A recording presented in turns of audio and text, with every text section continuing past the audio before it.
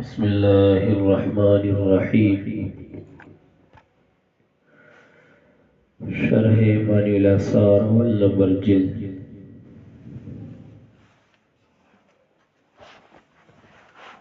رب يسر علينا هذا الكتاب ولا تعسره وتممه لنا بالخير لا بالشر. رب يسر علينا هذا الكتاب ولا تعسره علينا وتممه لنا بالخير لا بالشر. رب يسر علينا هذا الكتاب ولا تعسره علينا وتممه لنا بالخير لا بالشر. يا فتاح يا فتاح يا فتاح يا ميسر لكل عسير يا مقلب القلوب يا مصرف الأحوال ويا مخفف الأثقال افتح علينا أبواب فضلك ورحمتك وعلمك. بسم الله الرحمن الرحيم. اللهم صل على حضرة سيدنا وسندنا ورحيمنا وكريمنا وشفيعنا محمد وآله وأولاده وأصحابه وبارك وسلم عليه. مخکې د هغې نه چې کتاب کې کوزیږو شروع کوو د هغې نه وړاندې څلور خبرې پېژندل دا ضروري دي.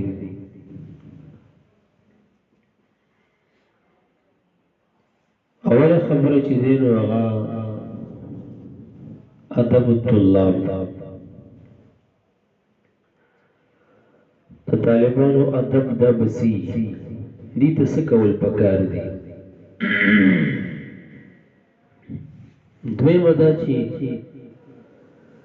دا کتاب چې چا لیکلی مصنف د دې مصنف ترجمه څه ده، نوم یې څه دی، نسب یې څه دی، سنه ولادت یې څه ده، سنه وفات یې څه ده، ابتدایي علوم یې چېرته حاصل کړي، د مخکې شافعي او حنفي څنګه شو، اسفار علمیه څومره دي، مشایخ څوک څوک دي. موږ اورېدلي چې مجتهد دی، مجتهدینو کې د کومې طبقې مجتهد دی، درجه او مقام یې څه دی. او درېیم نمبر چې دی نو هغه د دې کتاب مرتبه او درجه. کتب الحدیث چې دي نو هغه مراتب لري او درجات لري. څنګه چې مسائل د فقه کتب د فقه درجات لري. دا د فقه کتاب نه دا د حدیثو کتاب دی. وضاحت وکړو چې دی د سننو مرتبه لري، لکه سنن د دارمي، د ابو داود، د نسائی، د ابن ماجه، د سننو کې راځي. د کتاب طهارت نه واله تر کتاب الفرائض یا کتاب الوصایا پورې د فقه په طرز چې کوم د حدیثو کتاب ولیکل شي هغې ته سنن وایي. سننو کې داخله. او څلورم د دې کتاب خصوصیات. د دې کتاب لس خصوصیات. اوله خبره ادب الطلاب. د طالب په زړه کې د دریو خبرو اهمیت ضروري وي. نمبر 1 وقار د استاد او اعتماد په خپل شیخ او خپل استاد باندې. او دویم اهمیت د کتاب او درېیم عظمت د مصنف. کله چې د طالب په زړه کې دا درې خبرې راغلي دی کامیابیږي. دا ادب الطلاب شو. هر چې دویمه خبره ده ترجمه د مصنف. د هغه زما د لاس کې تاسو کتاب وګورئ، د علامه بدرالدین علی رحمت الله علیه کتاب دی نخب الافکار فی تنقیح مبانی الاخبار فی شرح معنی الاثار. د علامه بدر الدین محمود ابن احمد عینی رحمت اللہ علیہ کتاب دے محمود احمد عینی رحمہ اللہ پدې کې د ابو جعفر طحاوی رحمت الله علیه ترجمه ذکر کوي د سنه ولادت 201 سلوختمه ذکر کوي 239 سنه هجری د سنه ولادت د 201 سلوخت کې د پیدا شو 321 کې د وفات د ستاسو کتاب کې دا کوم مقدمه چې ورکړې ده ترجمه الامام الحمام ابي جعفر الطحاوي الحنفي صاحب معنی الاثار غیب نشتری اسم و نسب داسی هو الامام ابو جعفر احمد بن محمد بن سلامة بن سلمة ابن عبد الملك الأزدي الهجري المصري الطحاوي امام ابو جعفر احمد بن سلامة ابن سلمة ابن عبد الملك ازدي دي هجري دي مصري دي طحاوي دي ازد من اعظم قبائل العرب ازدي منصوب بسوی از او از د عرب قبائل کی یو ډیر لوی قبیله او اشهرها بطولا او د عرب بطول کی دا یو لوی بطنو وامدتها فروعا او لدی خاخون من خواری شوی دا د قحطانیی په قبائل کی یو قبیله ده اور نسبت ددی کی ازد ابن غوث ابن نبت ابن مالک ابن زید ابن کحلان دا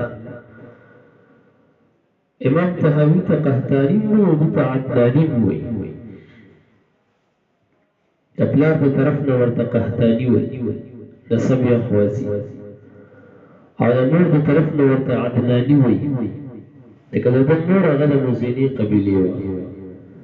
اور اگر امام مزنی چې د امام شافعی سے خاص من اجلت تلامید شافعی کی داخل نے دا داغو خور وقحطانی دے من جهت ابیه عدنانی دے من جهت امی او حجری چې ورتوی نو دا فخذ من افراز الاز تابیا یو شاخ دے شاخون دا ازد دا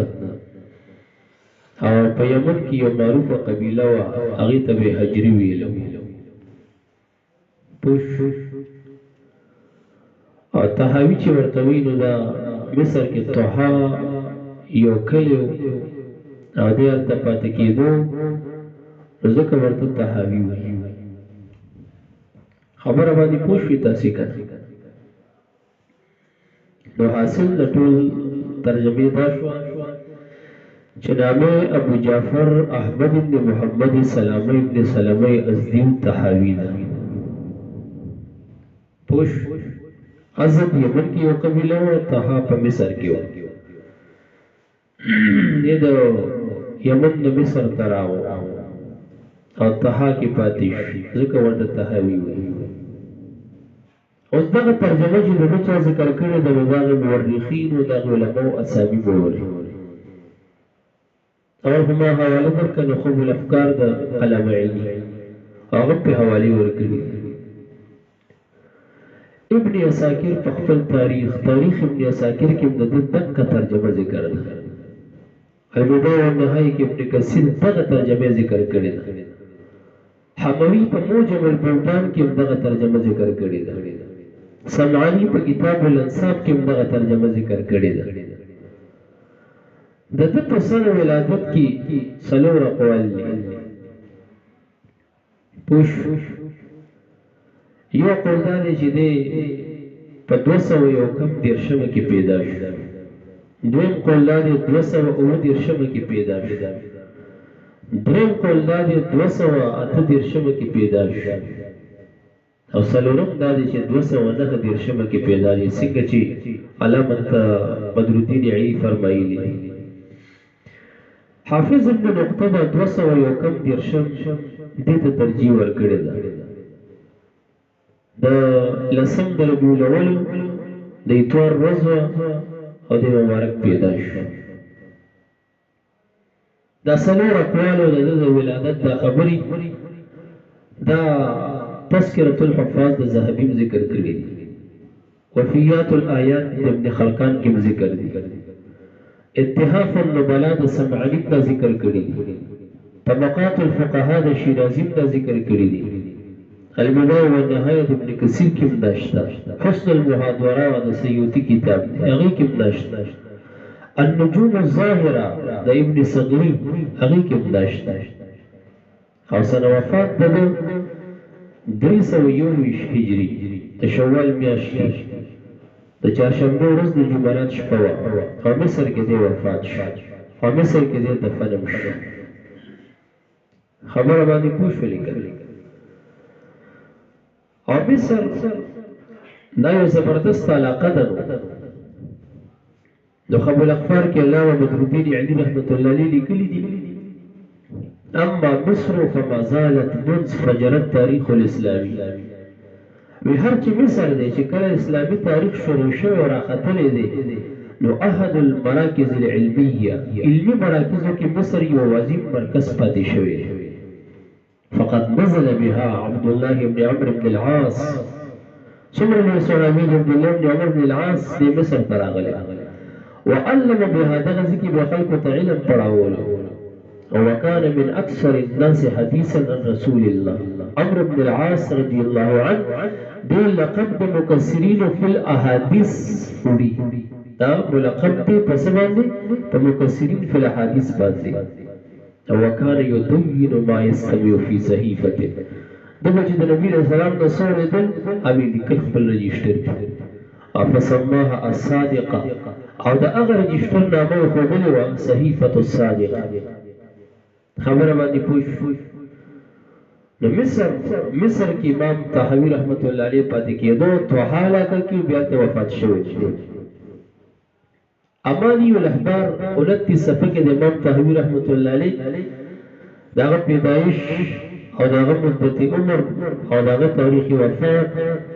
د هغې اعداد یې داسې راوښکې دي. د ابجد حساب سره چې ورشئ نو د امام طحاوي پیدایش د مصطفی چې مصطفی کلمه نه ده د رسول الله مبارک اسم شریف د دې چې کوم عادات دي د هجرت په اعتبار سره د امام طحاوي پیدایش دغه دی. خبره باندې پوه شو. د مصطفی عادات د ابجدو نه 230 جوړېږي 229. د مصطفی چې کوم عادات دي نو دا 229 تاریخ پیدایش د امام طحاوي دی او د عمر 92 کاله او محمد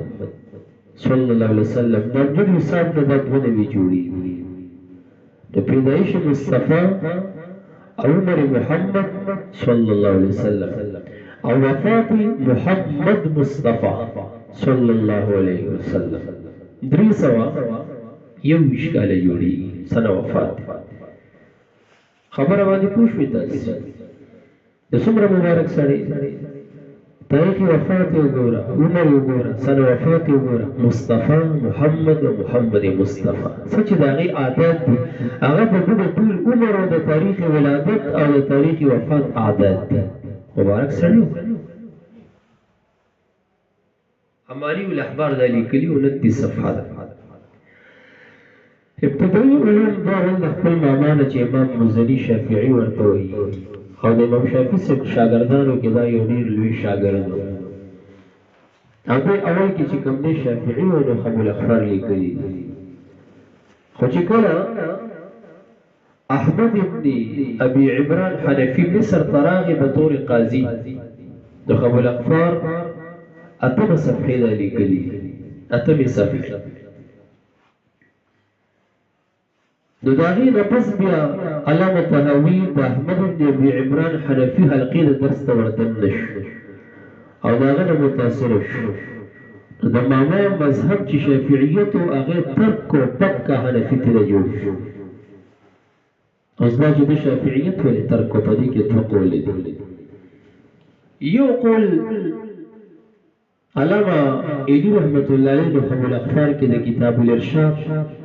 په ترجمه د علامه مزني کې د هغې په حواله ذکر کړی دی او کتاب الارشاد د ابو یعلا دی هغې کې وایي چې امام یافعي مرآت الجنان کې لیکلي دي چې ما د امام طحاوي نه پوښتنه وکړه چې تا دا شافعیت ولې ترک کړ هغه زما ماما او زما استاد امام مزني هغه چې ما کتل هغه به د حنفیت د کتابونو ترجمه ډېره مطالعه ډېره زیاته کوله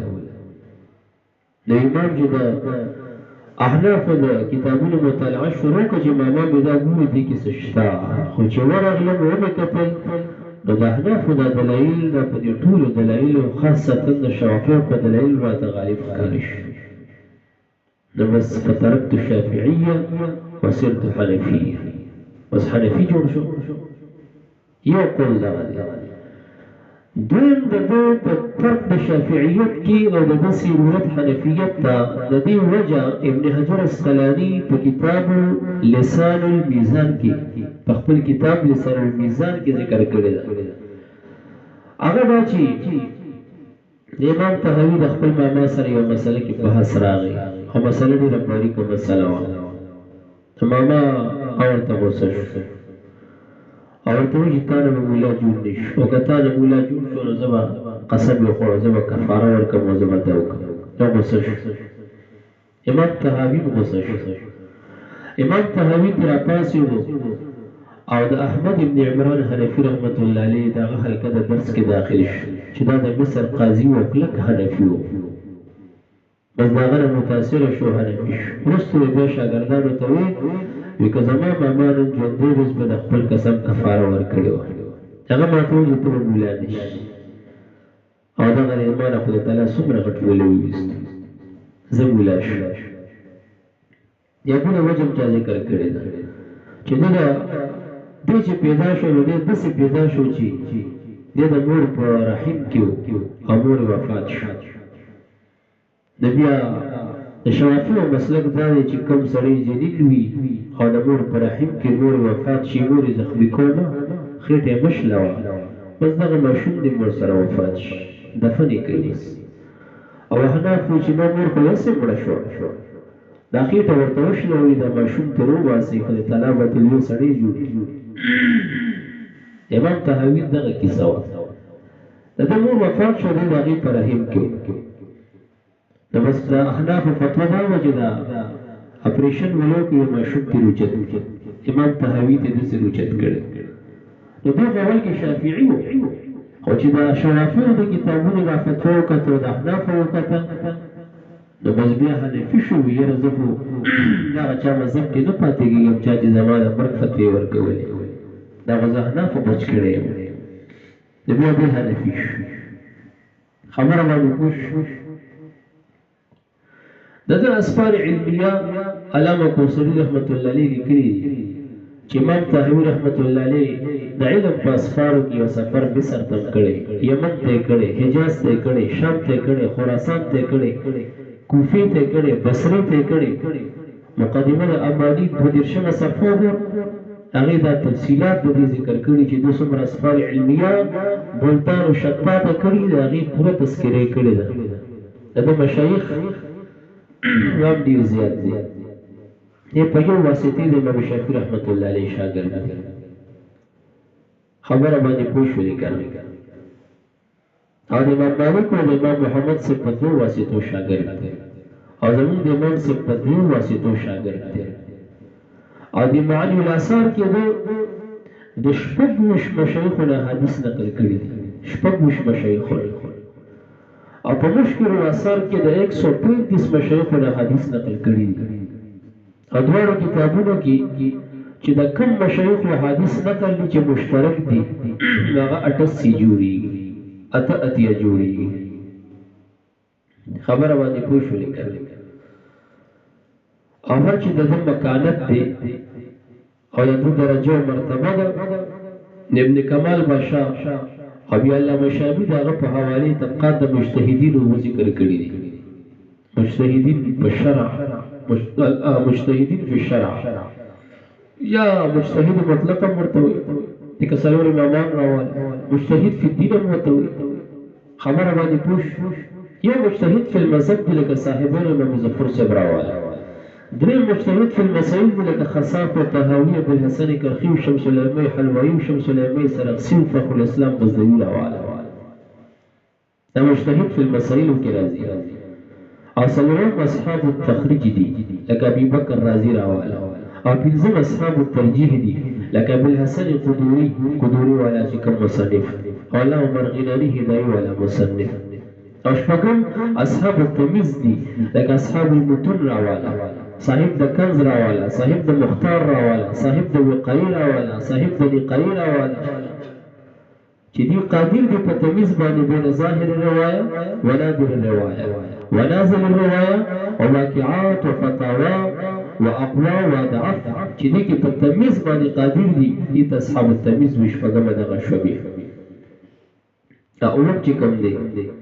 دغه اصحاب د زبان او اصحاب د قلم دي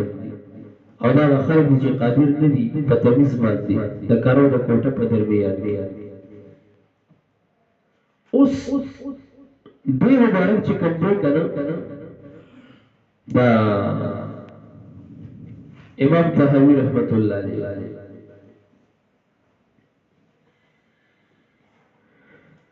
د معاصرین علما اغي ترش د معاصرین علما سوق د معاصرت نام د خپل اخبار لیکلي سره د تغییر باندې شرح نور لنګ نقل کړي دي بعض نور لنګ نقل کړي دي په وخت د وفات د یحیی بن معین کې د عمر چې و د څلور کالو 233 هجري و یحیی بن معین چې وفات کېده د عمر څلور کالو امام بخاری چې وفات کېده د عمر 29 کالو دغه معاصر 255 کې امام بخاری وفات شوی امام احمد سره چې وفات کېده 201 هجري و او دغه وخت کې عمر د امام طحاوی 12 کالو امام مسلم چې کله وفات کېده د عمر 22 کالو ابو داود چې وفات کېده د عمر 40 کالو امام ترمذی چې وفات کېده د عمر 50 کالو امام نسائی چې وفات کېده د عمر 71 کالو یو اویا کالو ابن ماجه چې وفات کېده د عمر 10 کال لا یو کالو الامانی اول جلد 2 صفحه دا ذکر کړی دي خبره باندې پوښتنه وکړئ اوس دغه کتاب کومه په دغه کومه درجه ده نو شاب د لذیذ سیم لیکلي دي الأجالة النافعة أجالة نافعة درې صفحه او بیا دغه شرح چې راولي فواید جامعه شرح عجالة نافعة 34 صفحه هغه کې وایي چې د کتب الحديث سلور درجې دي د کتب الحديث سلور طبقې اوله طبقه موطا امام مالک او صحیح بخاری او صحیح مسلم دا د اولی تفقیه کتب الحديث کې د اولی تفقیه د غدری کتابونه دي موطا او صحیحین او دویمه طبقه هغه کې ابو داود ترمذی نسائی دا د دویمه طبقې دي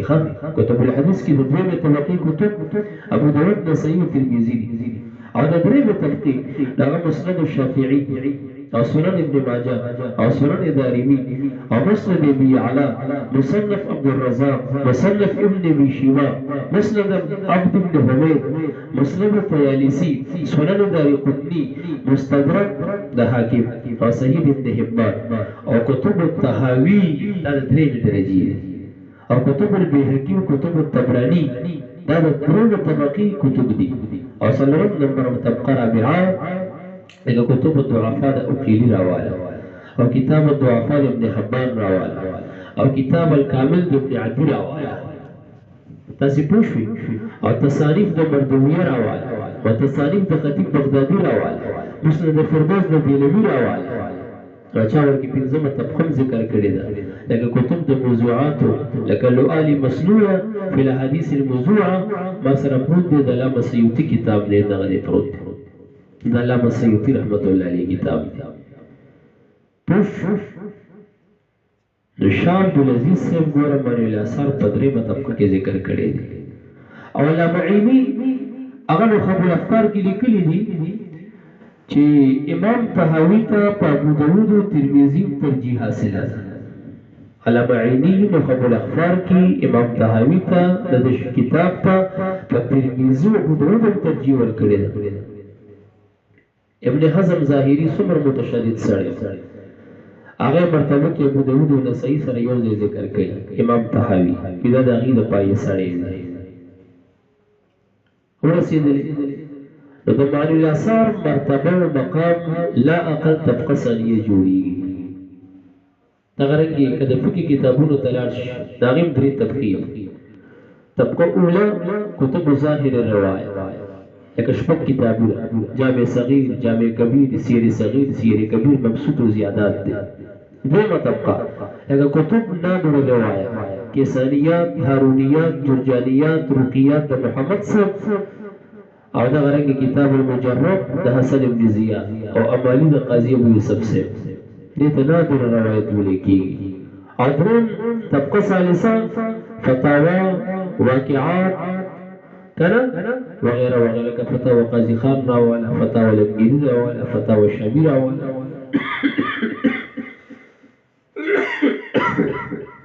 د دې معنی الاثار شروع چې کوم دي شرح معنی الاثار دا هم بله ډېره نو خبر الاخبار دا زما مخې ته پروت دی زما لاس ته مې نیولی دا ایضاح الطحاوي شو او دغه رنګې چې دی نو الحاوی فی تخریج حدیث معنی الاثار للطحاوی عبدالقادر قرشی دا لیکلی دی حافظ عبدالقادر قرشی دویم د دې یو بل شرح ملاویږي مبانی الاخبار ورته وایي مبانی الاخبار شپږ جلد هغه ملاویږي او بل شرح ده مغانی الاخبار فی رجال معانی الاثار ورسېدلی هغه ملا معیني لیکلي دی هغه دوه جلدو کې ده او نخب الاخبار خو دغه دی تقریبا دا اوته جلد دی یا زیات اول شرح تراجم الاحبار فی رجال معنی الاثار څلور جلد کې ده او بل شرح تصحیح الاغلاط دو جلد ده او بل شرح امانی الاحبار څلور جلد ده وغیره وغیره د دې کتاب خصوصیت مرتبه بیان کو چې دا سننو کې راځي سننو لکه څنګه چې محدثینو کتب د حدیث په اتو اقسامو کې منقسم ګرځولي یو ته جامع وي او جامع د حدیث هغه کتاب ته وایي چې هغه کې اته خبرې راجمعي عقاید پکې ذکر احکام پکې ذکر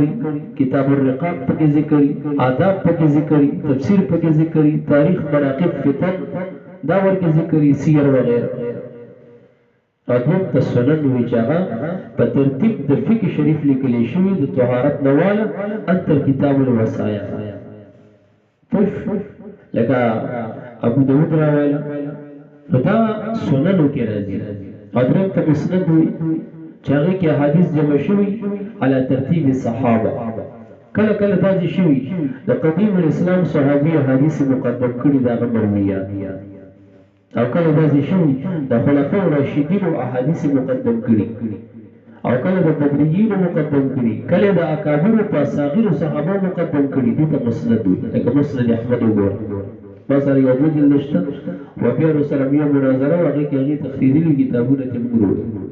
دوه جلد مسند احمد پکې راغلی او څلورم چې دی نو هغې ته معجم وایي معجم یا معجم د حدیثو هغې کتاب ته وایي چې دې کې احادیث په ترتیب د مشایخو باندې ذکري ستا د کوم استاذ په نوم کې چې الف راغلی اول د هغه مرویت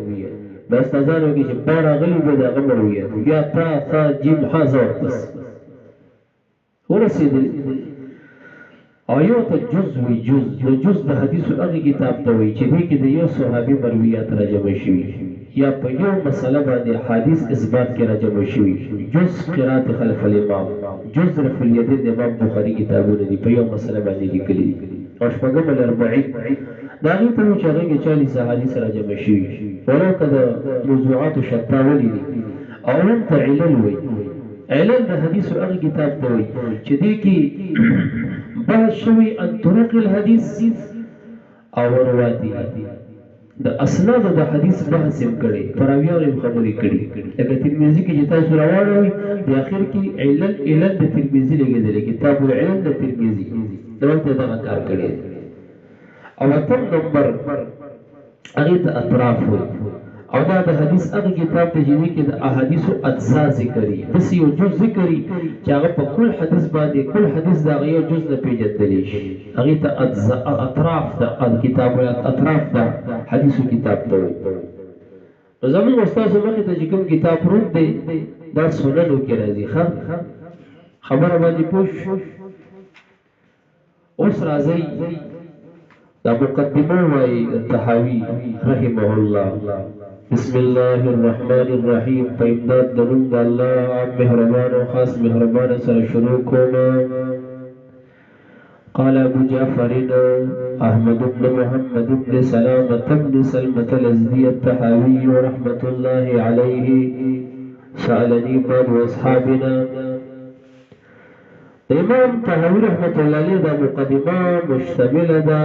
على 8 مباحث پاتو مباحث باندې اول مبحث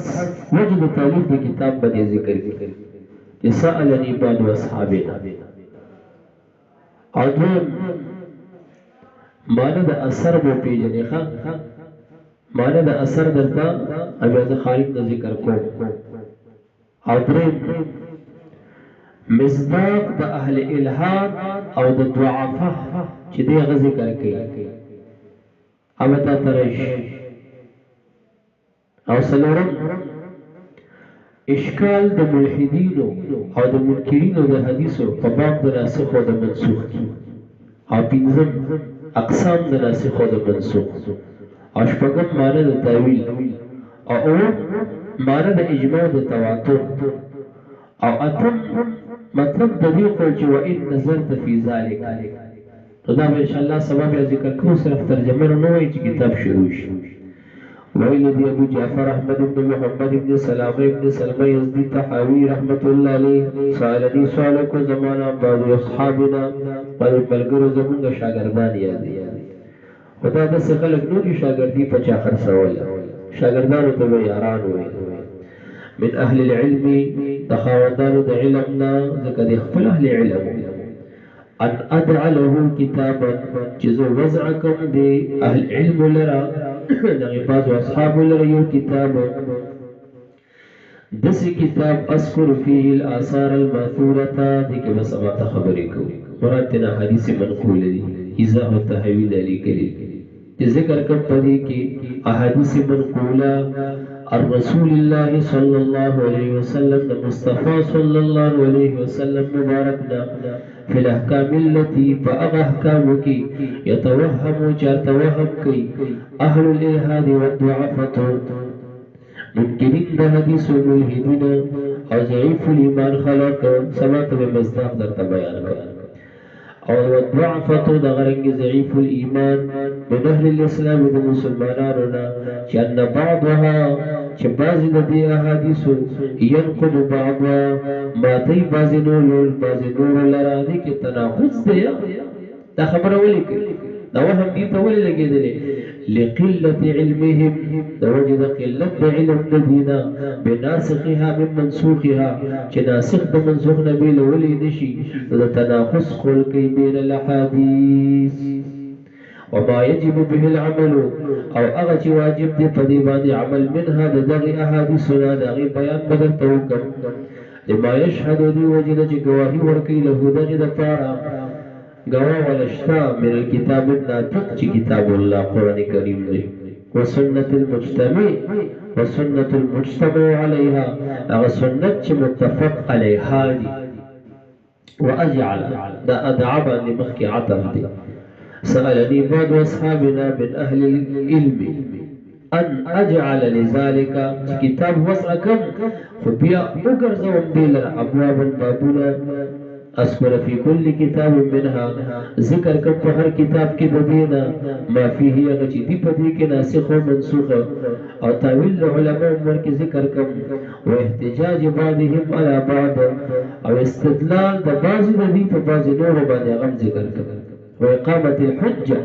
أو إقامة حجة ذكر كم لمن دا غچا دا پارا صح عندي جزما پنی صحیح دی چغل امام سے مقول قول لغا منهم ددين بما يصح به اغد صحیح دی دینا کنا او داغی مثال کتاب کی موجودی، سنت و اجماع کی موجودی، تواتر من اقاویل صحابہ اغینا او تابعیهم وانی نظرت فی ذلك وما دی کی نظرکو وبحثت عنه بحثا شديدا او زه بحث کوم د دې یو بحث شدید فاستخرجت منه ابوابا معروف استلذي احاديث سببونه على النحو الذي بمثل لغا سأل جسد دي بعض ملګرو ما سوال کړو وجعلت ذلك كتاب ما دا یو کتاب وګرځول ذکرت في كل كتاب منها جنسا حاضر ذکر کوم په هر کتاب کې د دې یو جنس د دغه اجناسونه کتاب الطهارت ذات ته کتاب الصلات ذات ته کتاب الزکات ذات ته کتاب الصوم ذات ته وهلم مجرى فاول ما ابتدأت بذكره اول هغه چې په ذکر کې شروع کوم کړه من ذلك الذين لما دا هغه دي رویه چې روایت شوی دی رسول الله صلی الله علیه وسلم په طهاره فمن ذلك نو بیا په دې کې تا د شروع کیږي موږ له یو خبر پاتې شو چې هغه لس خصوصیات د کتاب شریف دي یو خصوصیت دا چې دا داخل دی په سننو او دریم دا چې په دې کې ډېر داسې احادیث شته چې هغه نور کتب الحدیث کې نشته ورسېدل او دریم خصوصیت دا دی چې امام طحاوي رحمت الله علیه په دې کې د احادیثو طرق هغه نقل کړي دي د یو حدیث متعدد طرق نقل کړي دا حدیث په څو طرقو نقل او نقل د کثرت طرق الحديث دا سبب د تقویه د حدیث ګرځي خبر باندې پوښ او څلور خصوصیت لري چې د احادیث درمیان کې چې کوم ظاهري تعارض راغلی په دې کې تحقیق کوي او پنځه خصوصیت لري چې د توضیح د حدیث شریف په خاطر د یو حدیث د وضاحت لپاره د صحابه اقوال نقل کړي د تابعین اقوال نقل کړي خدا هغه صحابه تابعین اقوال چې کوم فقها او شپږم نمبر خصوصیت لري چې د امامانو د جرح او د تعدیل اقوال پکې نقل کړي دي کې بتاته د جرح او تعدیل امامانو اقوال نقل کړي غداوي وغداوي دا ډېر مزم کوي اول نمبر د احناف د ادلون علاوه د باقي درې امامانو دلایل هم ذکر کړي خو بیا سره حساب وکړي او اته بدل چې دې اول په حدیث کې تحقیق کوي او دا غي رپس د یو جانب ترجیح کوي چې هغه جانب د احناف او نه هم دا چې دې احادیث متعارضه ته ذکر کوي چې فلاني قوم سره دا احادیث دي خو د دې په خلاف زموږ سره دا احادیث دي دیو موږ ته زموږ استاد چې وابي سره تاسو برسي دوه کتابونه تر کې ځان سره وړي یو شرح معنی الاثار وړي او بل اثار سنن وړي چې د استفقه باندې کوم اعتراض کې هغه باب ورکړو واس بیا ورته حدیث مال چې هواله زما مذهب کې ما سره حدیث ته کړیش نو دې احادیث متعارضه ذکر کوي د پاره د تمیز بین الناسخ والمنسوخ او لسم چې کوم دی نو دې کله کله یو ترجمه لاندې حدیث ذکر چې ظاهرا ورته ګوري تا ته مناسبت نه ښکاريږي او مناسبت هغه ډیر باریک مناسبت د دغه حدیثو د ترجمه سره موجود وي سوال به ان شاء الله تاسو طهارت کې چې کوم حدیث د رسول اکرم صلی الله علیه وسلم دراغلي هغه کې باول باب وایي چې باب الماء يقع فيه النجاسه باب د بیان دا وګړي چې ورکه نجاست واقع شي هغه ځینې به ان شاء الله سما وایي اللهم صل على سيدنا ونبينا وشفيعنا وحبيبنا محمد وآله وصحبه وبارك الرحمن الرحيم شرح معنی الآثار درس نمبر 2 قال ابو جعفر احمد بن محمد بن سلامة بن سلمة الازدي الطحاوي رحمة الله عليه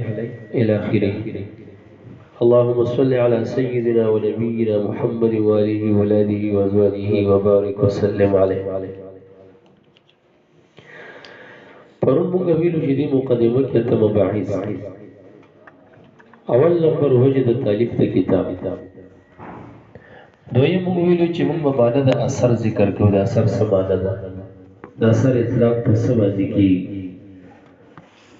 ادریم ده په دې کې مقدمه کې دویمه کرښه کې آخر کې وویل يتوهم أهل الإلحاد والضعفة کنه د دې مصداق څوک دي او څلورم په باب د نسخ او د منسوخ کې د ملحدینو د منکر الحدیث د اعتراض جواب دی جواب دغه بوش دغه اشکال او بیا دغه جواب او پنځم تعریف د نسخ او اقسام د نسخ او شپږم معنی د تعویل اوم معنی د اجماع د تواتر او اتم دا لاندې چې وګوري وأني نظرت في ذلك وبحثت عنه بحثا شديدا فاستخرجت منه أبوابا د دې مطلب څه دی بس دغه تخبري دا د ټول مقدمې د حضرت امام طحاوي ما حصل دي اوله خبره وجه د تالیف د کتاب شریف سوا نو ځکه دې مقام کې دا خبره چې ملحدین او منکرین د حدیث او مستشرقین په زمانه د طحاوي رحمت الله علیه کې په حدیث باندې د وجه د تعارض ظاهری نه او د وجه د عدم رسیدګۍ د فهم د غیر چن اعتراضات شروع کړي د هغه زمانه کې چې کوم اهل علم بیا خاص کر احناف دا غي زړه کې دا خبره گزار شو چې یې د یو کتاب تدوین پکار دی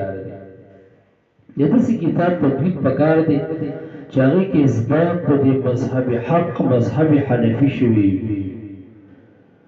او د اثبات د مذهب حق سره سره د منکرین او د غیر مقلدین او د منکر الحديث د ملحدین او مستشرقین دا غي د الحاد او د اعتراضات او غیره جوابات هغه هم په مذکور شي نو بیا د تدوین د کتاب د لپاره دی حضرت امام طحاوي خاص او هغه تر هغه سوال کوله کوي وي سألني بعض اصحابنا من اهل العلم ان ادع له كتابا اذكر فيه الاثار الماثوره عن رسول الله صلى الله عليه وسلم في الأحكام التي يتوهم أهل الإلحاد والضعفة من أهل الإسلام أن بعضها ينقض بعضها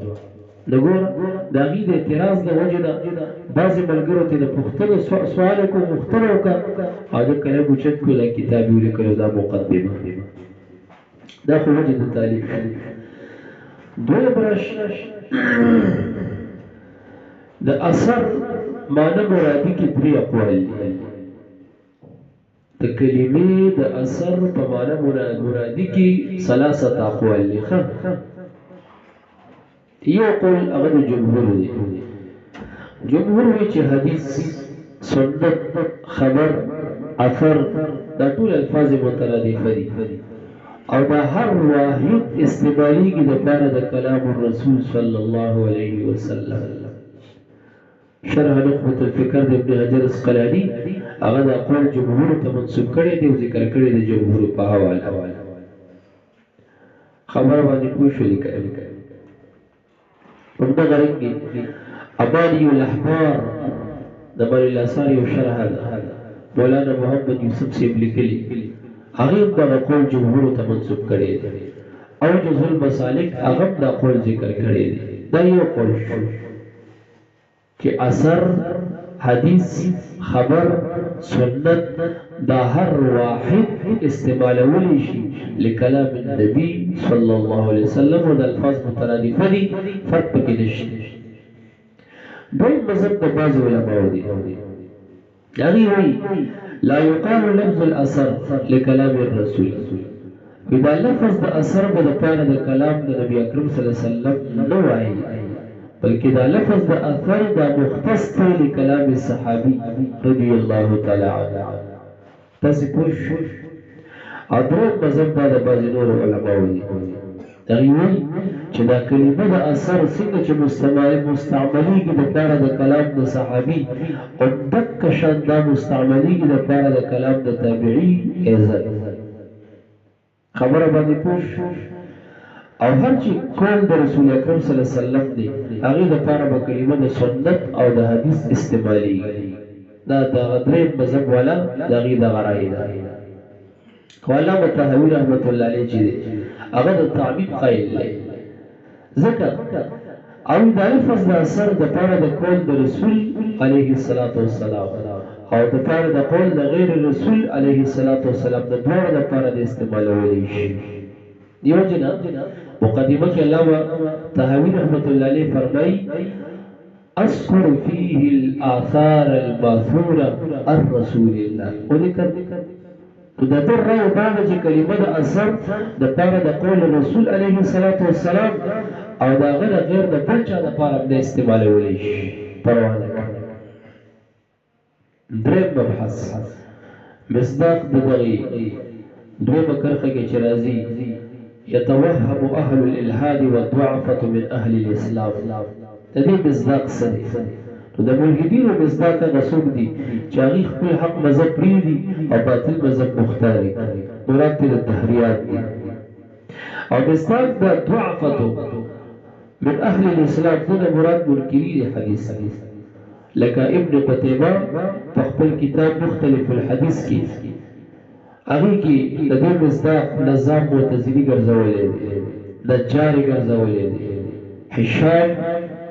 ابن حکم به ګرځولې دي وغيرها وغيرها د مراد د ضعفة من اهل الاسلام د دې مصداق د منکر الحديث منکرین د حدیث اصل رب مبحث هغه ته اشاره په دغه ځکه کړی ده التي يتوهم اهل الالحاد والضعفاء جواب خپل را روان ده پنځم مبحث په تعریف د نسخ کې په تعریف د نسخ کې درې اقوال دي اول قول دا دی معرفت سرن کې یوسف بدوري سب کړي پوش حکم شرعي ثابت په مؤخر دلیل شرعي سره چتوي یو حکم شرعي دی او سابق دی مؤخر یو دلیل شرعي ثلاث تراغي دغه حکم سابق شرعي په دې مؤخر دلیل سره اوچتول لري کول ختمول ایتوي نسل دا یو تعریف دویم تعریف دی د حکم الهي د علت د ختمېدو د وجه انتها پر رسیدل دي په نسخوي حکم الهي دی دغه علت ختم شو دغه علت د ختمېدو د وجه د حکم الهي خپل انتها ته ورسېدو تر دغه ټیمه پورې وو دغه ته وایي نسخ دا معرفت سرن کې یوسف بدوري سم دا تعریف هم ذکر کړی دی او دریم چې کوم هغه د نسخ تعریف دا دی چې د یو ظاهر دایمي عبادت خبره باندې پیږي کنه اختتام داغي د مدت اختتام بیانول ته چې ورته ګورې ته د عبادت په دایمي وي په ظاهر دایمي عبادت ښکارېږي خو داغي د اختتام مدت بیانول دې ته ویل کېږي نسخ او هر چې اقسام د نسخ داغه په شرح النخبه کې ابن حجر اسقلاني رحمت الله علیه ذکر کړی دي درې اقسام د نسخ ذکر کړی دي خبر باندې پوښ یا قسم د نسخ دی شارع علیه السلام را پاسي هغه په خپل د رفع د حکم ثابت تسریع کی چې هغه مخکې حکم ختم شي لکه حدیث د مسلم شریف تاسو ته یاد ده حدیث د ابو هريره رضی الله تعالی عنہ دی هغه کې راځي كنت نهيتكم من زياره القبور تاسو ما مخکې منع کوئ د زیارت د قبرونو نه فزوروها فانها تذكر الاخره كما قال رواه مسلم دغه د رفع د حکم ثابت تسریع شارع علیه السلام په نفس نفس اوکا دا د قسم د نسخ یو قسم دا شرح النخبه کې ابن حجر اسقلاني سے دا ذکر کړی دی او ته چې ګوره صحابي تسریع کی صحابي تسریع کی په دوه متعارض روایتونو کې چې د فلانه ورکه اخر دی د فلانه ورکه اول دی لکه تاسو موریدلی الوضوء من مابسة النار ومختلفة فيها مسألة وجابر سے فرمائی رضی اللہ عنہ او كان آخر الامرين من رسول الله ترك الوضوء من مابسته النار د نبی اکرم صلی الله علیه وسلم اخیری عمل دغه چې د اودس نه کولو د وجې د خوراک د هغه څه نه چې هغه به اور مسه کړي او ټچ کړي د ګوره دا مخکې الوضوء بما مست النار دغه منسوخ شو ولې حدیث متعارضین دي خو ورته صحابي تصریح وکړه هغه تصریح وکړه چې اخیری کار د رسول اکرم صلی الله علیه وسلم دغه مخکې منسوخ دا ورته ناسخ دا دویم قسم د نسخ شو دا ابن حجر اسقلانی سے په شرح النخبه کې ذکر کړی په خبره باندې پوښ او دریم قسم د نسخ دا دی چې هغه په واسطه د تاریخ سره معلومیږي چې دا فلاني روایت مؤخر دی او دا فلاني مقدم دی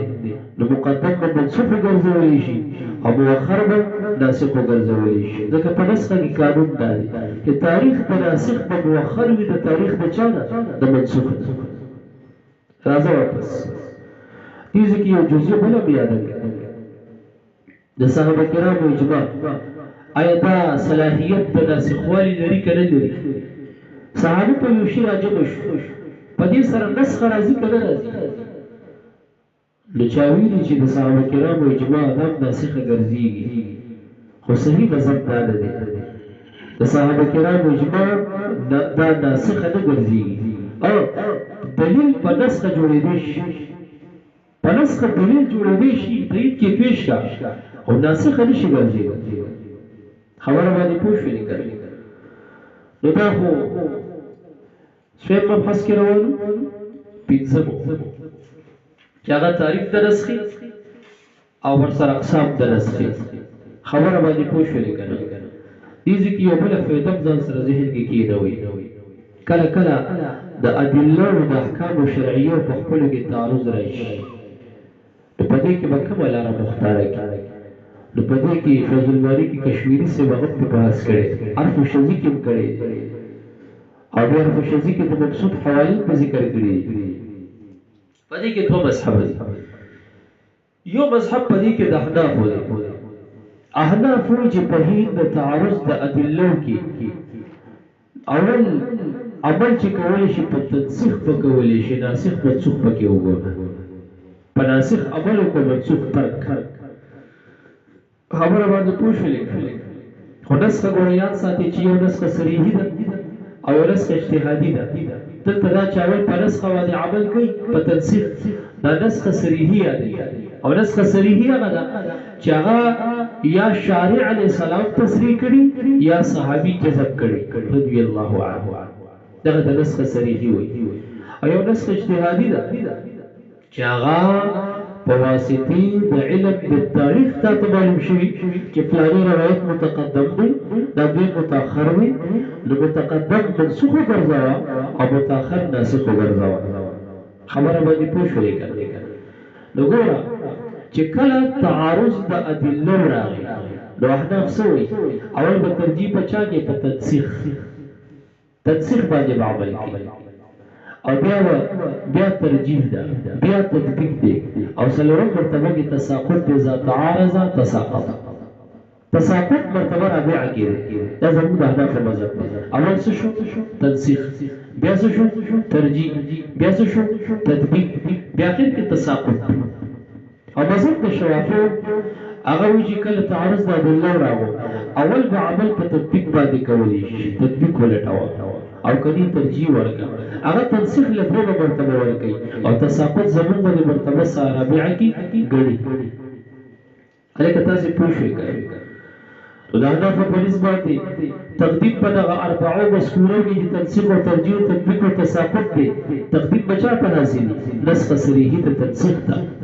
اول چې نسخه اجتهادي ده نو هغه تطبیق د قبل ده او ترجیح د بعد نو ترتیب دا شو چې اول تنسیخي صریحي دی بیا ترجیح ده بیا تنسیخي اجتهادي دی بیا تطبیق شو او بیا پنځم مرتبه کې تساقط شو تاسې په خبره باندې پوه شئ که او شپږم مبحث معنی د تاویل څه ته وایي ترک د معنی نزوله کې معنی نزوله ترک کې او اخذ د یو معنی آخري مناسبو کې داسې معنی آخره مناسب وي چې د هغې په اخذ کې او د هغې په اختیار کې مخالفت د کتاب الله او د سنت رسول الله صلی الله علیه وسلم نه لازمېږي. دې ته وایي تاویل. تاسې په خبره باندې پوه شو انشاءالله کنه. او په دې کې اشاره هم ده چې کوم تحویل دا کوم عبارت د تاویل ولا ذکر کو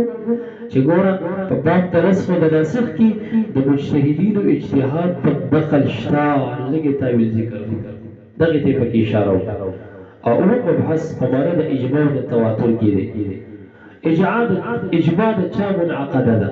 په دې کې پنځه اقوال دي. څو اقوال دي پکې؟ په دې کې پنځه اقوال دي. یو قول په دې کې د فرقې زیدیو د امامیې د شیعاګانو هغې وایي چې اجماع فقط د عترة الرسول صلی الله علیه وسلم منعقده ده. تاسې به اصول شاهي شریف کې ویلي. هغې د عترت نه علاوه د بل چا اجماع ته اعتبار نه ورکوي. دویم مذهب په دې کې هغه د امام احمد رحمت الله علیه د داود ظاهري دی. هغوی چې اجماع فقط د صحابه کرامو منعقده ده، د صحابانو علاوه د بل چا اجماع ته هغې اعتبار نه ورکوي.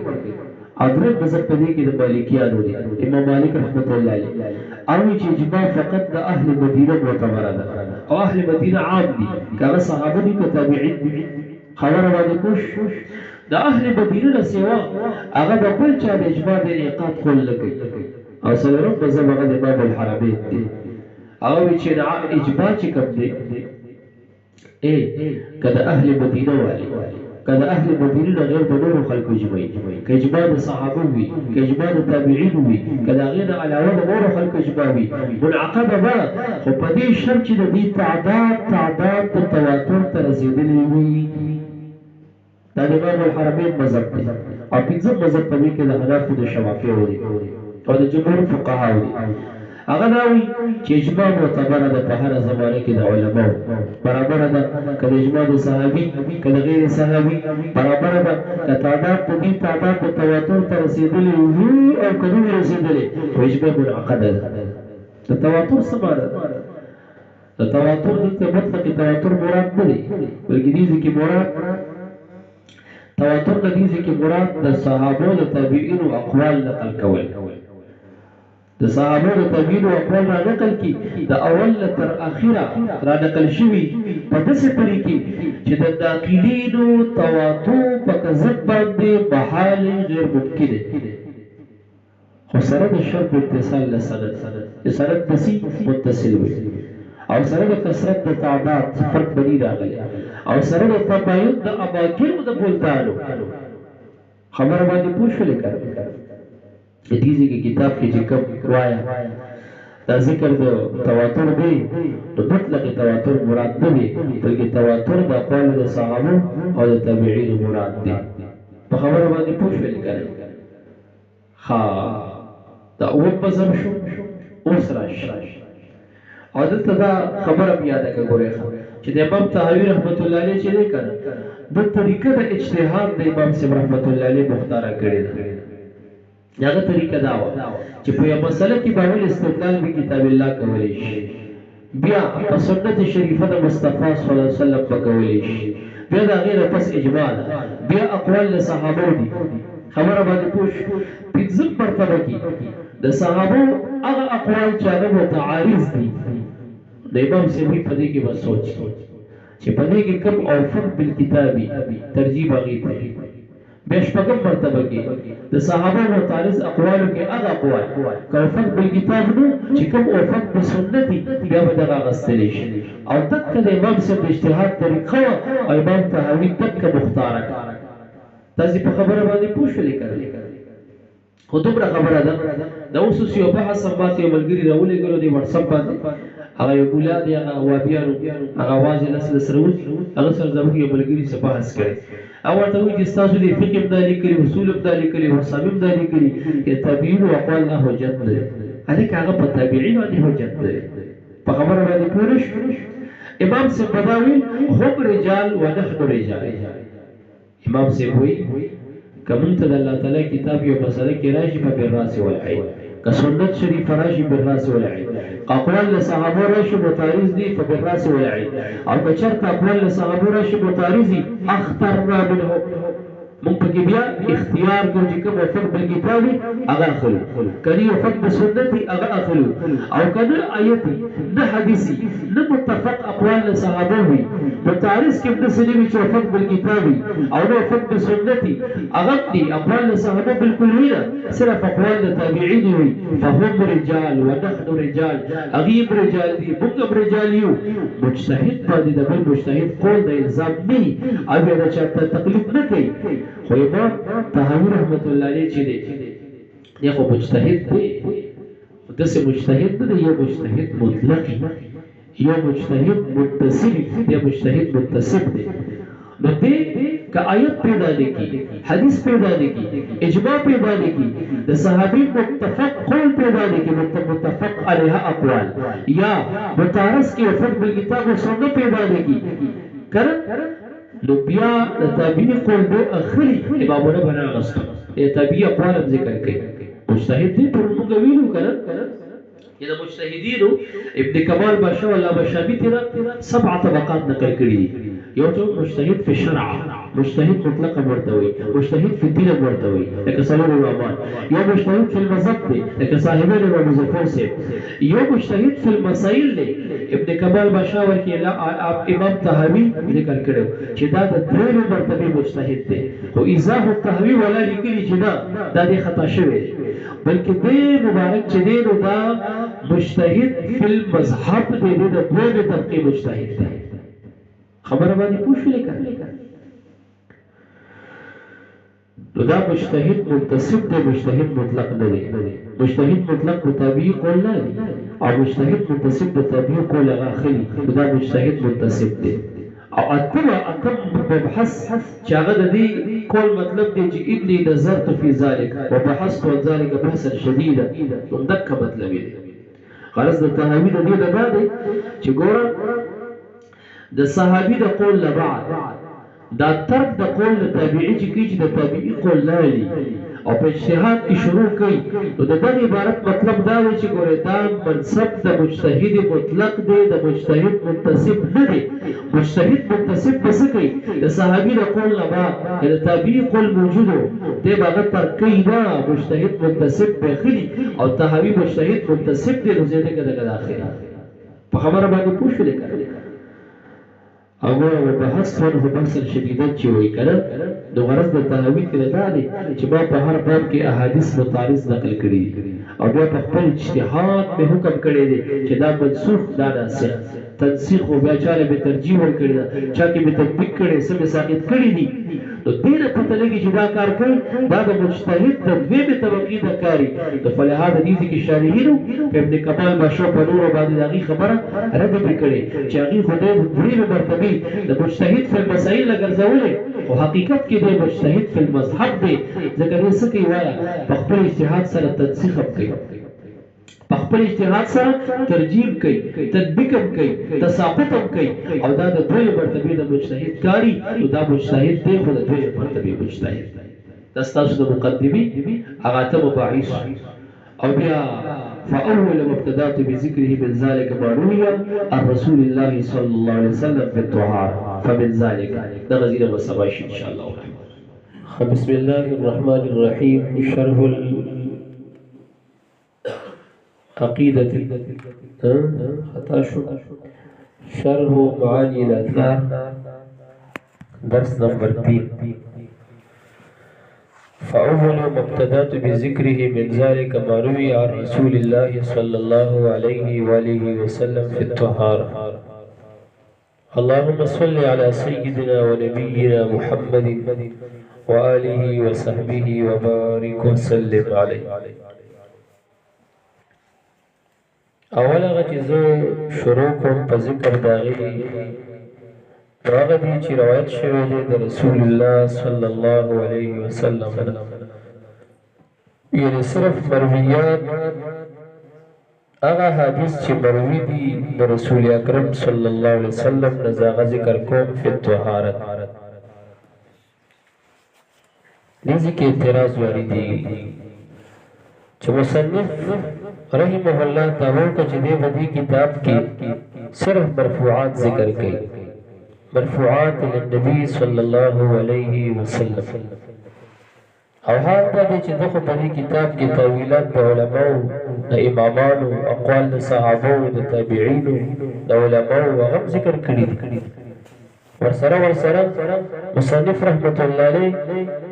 پر رجالو باندې هم کلام کړی دی. د څنګه وایي چې فاول مبتدات بذکره من ذلك ما روي عن رسول الله صلی الله علیه وسلم. داوی د مرفوعاتو کړی ده او چې کتاب ته موږ راشو تاویلات هم مخې ته راځي،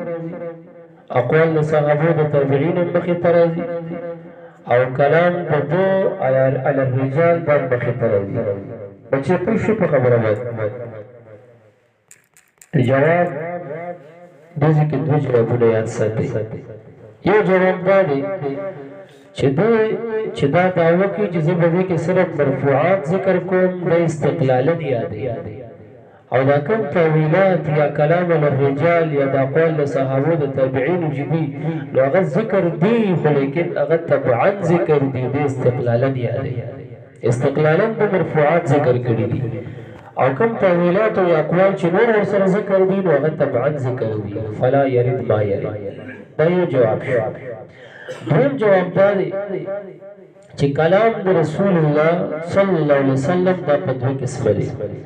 یو کلام صریحي پوش کلام صریح چې هغه د تعبیر کېږي په حدیث مرفوع باندې،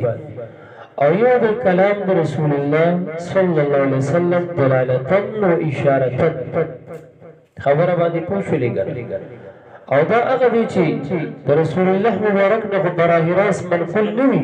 خو په حقیقت کې د ده کلام دی، لکه تاویلات د څلور امامانو، اقوال د صحابو، اقوال د تابعینو براه راست د رسول الله مبارک نه منقول نه دي خو حقیقت کې دا کلام الرسول دلالتا و اشارتا دا وي. د څلور امامانو د تشریح د هغې اقوال دا د کلام رسول صلی الله علیه وسلم سره تصادم او تعارض او منافات دا نه لري. تاسې پوه شوئ که باب ما یقع فیه النجاسة. دلته په دې باب کې درې غلطیانې شوي دي. درې غلطیانې تاسو دریم سطر ته راکوشئ، دریم سطر ته، درېمې کرښې ته. وبه قال حدثنا ابراهيم بن ابي داود وسليمان ابو داود الاسدي قال حدثنا احمد بن خالد. دلته درې غلطیانې په دې کې راغلي. په دې درېم سطر کې درې غلطیانې دلته دي او دوه غلطیانې مخکې را روانې دي. اول به اصلاح کوو نو بیا خپل مقصد کې راکوزېږو. تاسې په خبره باندې پوه شوئ که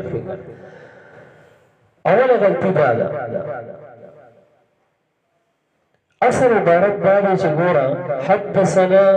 ابراهيم بن ابي داود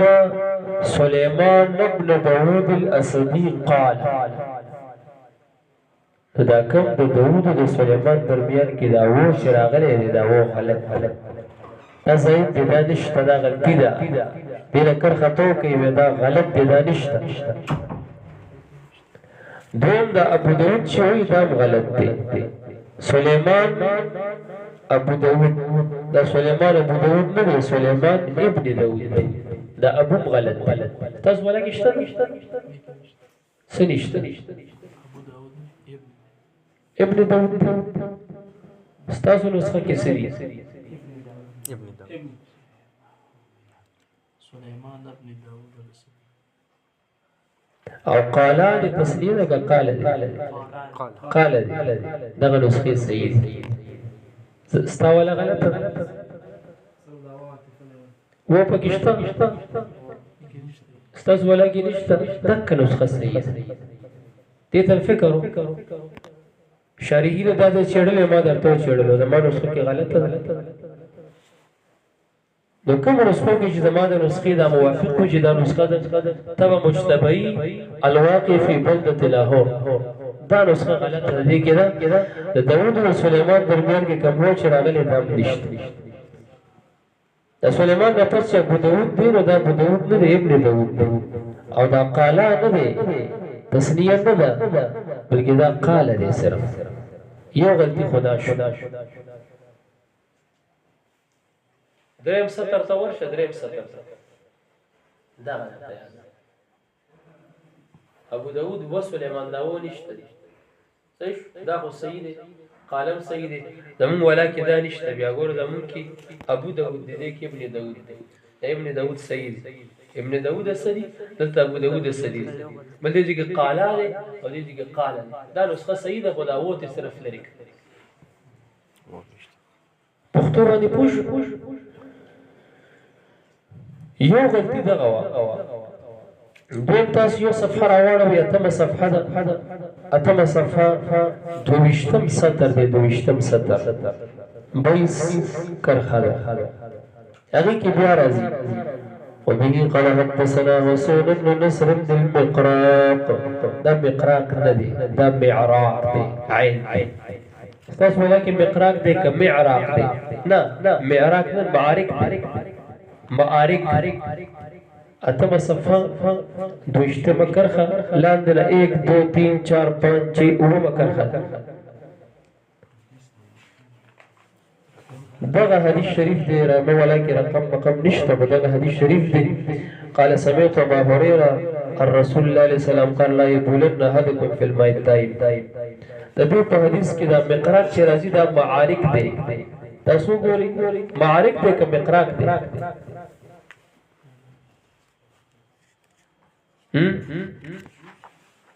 ابو هريره سے روایت دی حدثنا حسين بن نصر بن المقراق معارك البغدادي قال حدثنا محمد پیدام کوزم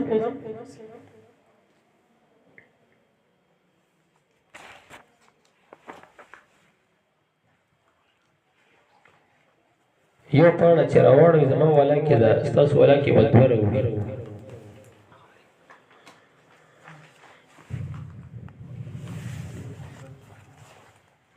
मानिए चाप के 14 नंबर وګوره 14 نمبر صفحه وګورئ 17 مقراق دې که معارک دې معارک صحیح دی ما والا کې مقراق دې دا غلطی ده معارک دا معارک دو غلطیانې شو دریم نمبر چې دی نو دا آخر چې راوړه و دی باب سور الهر لګوډان دی او واته کرخي وړان ګورا فإلى هذه الآثار پیدا فإلى هذه الآثار مع ما تقدمها پکار دی او کوم نسخو کې چې مع ما تقدمهما دی دا غلطی ده یا تقدمها دی تاسو ولا کې ها دی دا غدي زموږ نسخو دي چاپونو کې د غدري غلطیا دی دا مې درته خو په دې خبره باندې تاسو پوه شئ اوس راشه باب الماء يقع فيه النجاسه ذکر دې مقام کې دا خبره چې غرض د حضرت امام طحاوی رحمه الله په دې سره بیان د دوه مسلو مختلفه فی حال یو مسله دا ده چې وبو کې نجاست پریوزي آیا د نجاست پریوتونه بعد د اوبو پاکې پاتې کېږي او که نه یو مسله دا ده او دویمه دا ده فعند موقلیلو د موکثرو مای قلیل کم یو دی مای کثیر کم یو دی او د دوی مسلې ته وایي مسله د قلتین ورته ویلی شي مسله د قلتین ورته ویلی شي اوله مسلې ته کرا شو چې د وقوع نجاست نه بعد اوبه پاکې دي او که نه پلیتې دي نو معرف سنن کې یوسف بنوري صاحب په دې کې د شلو نه زیات اقوال ذکر کړي همون اکتفا په ذکر د مذاهبو یا د اقوالو اربعو باندې څلور اقوال پکې یاد ساتئ تاسې په خبره باندې پوه شئ اول مذهب په دې کې چې دی نو هغه مذهب د عایشې بیبي دی او د حسن بصري دی او داود ظاهری دی وی اذا وقعت النجاسه في الماء چې کله ګندګي اوبو کې پرېوتله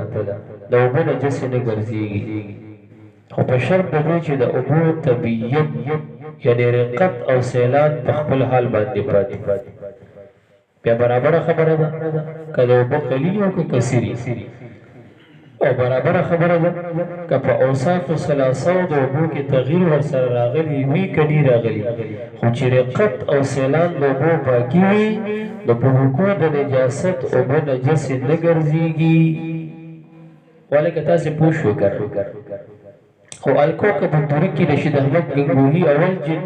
39 صفحه کې رد کړی دی وی چې د دې مذهب انتساب او منسوبول عائشې رضی الله عنها ته صحیح نه دي ولې ځکه په صحیح روایت کې د هغې نه دا ثابت نه دي چې په وقوع د نجاست اوبه نجسې نه ګرځېږي یعنې پیش که صحیح روایت د دې نورو ته انتصاف کې وکړه که حسن بصري صاحب ته کې وکړه داود ظاهري ته کې وکړه بل چا ته کې وکړه خو لیکن د دې انتصاب عایشې صدیقې رضی الله عنها ته هغه نه مني وي دا ټیک نه دي دویم مذهب په دې کې د امام مالک صاحب دی امام مالک صاحب د سعید بن مسیب دی د ابراهیم نخعي دی د عبدالرحمن بن ابي لیلا دی د اکرمه صاحب دی د جابر بن زید دی رضوان الله علیهم اجمعین دی اعتبار تغییر د احد الاوصاف بری اعتبار چاته ورکړ تغییر د احد الاوصاف ته ورکړ دی قلت او کثرت د موت نه ګوري کوبه لګي کړي خو چې نجاست ورکې واقع شو بس ګوره چې احد الاوصاف تغییر خوړلې کنه دی خوړلې که تغییر خوړلې وي نجس کني خوړلې وي پاکي پوش د استاسو تحاوی کې اومه صفحه کې پنځم سطر کې کوم چې زما ولا چاپ پوش اتوي فذهب قوم الى هذه الاثار آثار ذکر کوي بیا وی فذهب قوم یقوم ذهاب کړي دې آثار ته دغه ذکر موالی کې کتاب پنځم صفحه اوله صفحه پنځم سطر کې دا مصداق د دغه قول دا کس موالی تاسې پوه شوئ که نه او دغه مذهب د دې امام مالک صاحب او سید بن مسیب صاحب ابراهیم نخعي صاحب او کرمو د جابر او د عبدالرحمن بن ابي لیلا هغه دې کتابونو ذکر کړی دی صاحب ذکر کو معرفت السنن اول جلد 221 صفحه بذل المجهود اول جلد 3 صفحه اماني الاحبار اول جلد 2 صفحه او تزور المسالك اول جلد 2 صفحه او ملك العلماء علامه کاسانی رحمت الله علیه په بدایع الصنایع اول جلد یو اویایمه صفحه کې هغې کې دا مذهب د مالکیانو ذکر کړی دا دریم مذهب په دې کې مذهب د شوافیو د حنابلو دی د اسحاق دی اسحاق ابن راهوی د ابي ثور دی د ابو عبید دی د محمد ابن اسحاق دی د ابن خزیمه دی هغې دا وایي وی چې کله نجاست واقع شي لږ اوبو کې کمای قلیلو کې نجاست واقع شو نو دا نجسې ګرځېږي مطلقا څه معنی یعنی اگر که تغییر احد الاوصاف کې نه راغلی بس دا نجسې شو دا معنی او کمای کثیرو کې نجاست واقع شو نو بیا به اعتبار تغییر احد الاوصاف ته وي پوه نه شو دی فرق کوي د موقلیل او د موکثیرو موقلیلو کې چې نجاست واقع شو که تغییر په احد اوصافه کې نیم راغلی سوار نجس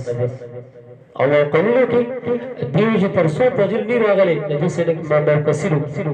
کنه تر هغې نجس نه ګرځېږي او دا مذهب هغه د کتابونو ذکر کړی دی صاحب ذکر کو معرفت السنن د بنوري اول جلد 221 صفحه الکوکب الدوري د گنگوهی اول جلد 3 صفحه بدل المجهود د سانپوري اول جلد 3 صفحه او د ذل مسالک اول جلد 15 صفحه ابن رشد مالکی په بدايه المجتهد کې اول جلد 3 صفحه کې دا ذکر کړی دی او امان الاحبار کې مولانا محمد یوسف سے اول جلد 19 صفحه کې هغه ذکر کړی دی البحر رائق ابن نجيب مصري رحمه الله اول جلد سلور اویایمه صفحه کې دا ذکر کړی دی او علامه کاسانی په بدایع الصنایع اول جلد یو اویایمه صفحه کې هغه دا مذاهب ذکر کړی دی خبره باندې پوه شو او سلورم مذهب زمونږ دی څلورم مذهب د چا دی هغه زمونږ دی دا کوم کتابونو نامې چې ما واغستې دې ټولو دا زمونږ مذهب دا ذکر کړی دا څلورم مذهب خبره باندې پوه شولې که نو زمونږ په نس باندې که نجاست په لږ اوبو کې پرېوتو اوبه څه کېږي هلکه وایه دا پلیتېږي اگر که تغییر احد و صافحه کې نیم راغلی اوبه څه شوي دا نجسې شوي ورسېدلې او هر چې مای کثیرې دي نو دا تر هغې نجسې نه ګرځېږي تر څو چې تغییر فی احد و صافحه نی راغلی ګور د شافعیو د مذهب لږ پټ دی خو فرق معمولي دی ګورې معمولي فرق شته هغه درته زه وایم نور مذهب یو شی دی د هغې زمونږ خو مونږ صرف څه کوو وایه دا د تعین د قلیل او د کثیر په دې کې اختلاف ورسېدلې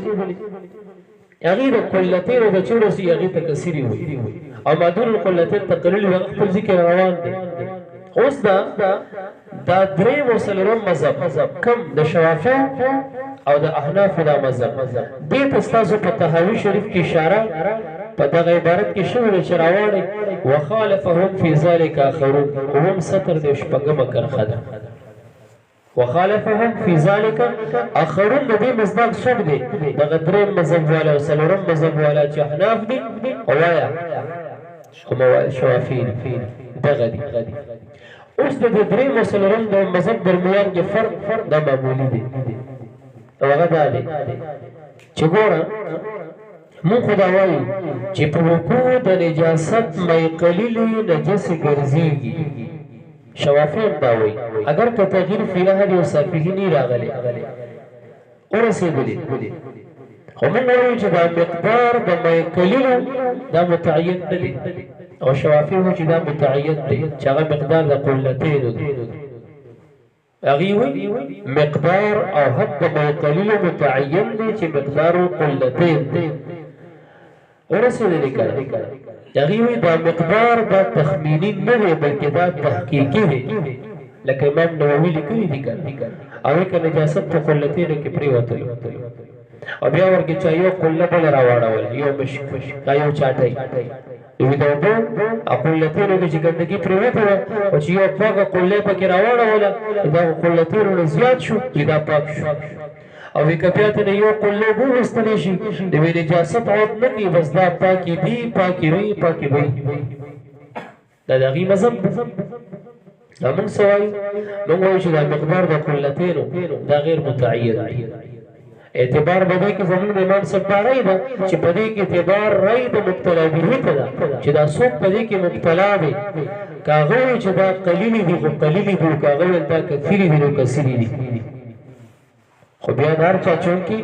رایه مختلفه وه نو دپاره د هغې څه پته لګېده یو سړی به یو پیالې ته هم بیا څه وایي کثیرې وایي او یو سړی یو پوره لوی تلو ته قلیلې وایي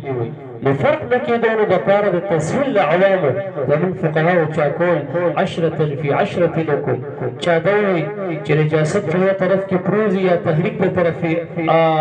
اخر یو کېږي نو هغې سره تحرک طرف اخر نه خوري چا هغه تاویلاتو خبره باندې پوه شولې که زموږ خپل کور کې د احنافو خپل کور کې په مو قلیلو کې غټ اختلاف دی درې اقوال دي پکې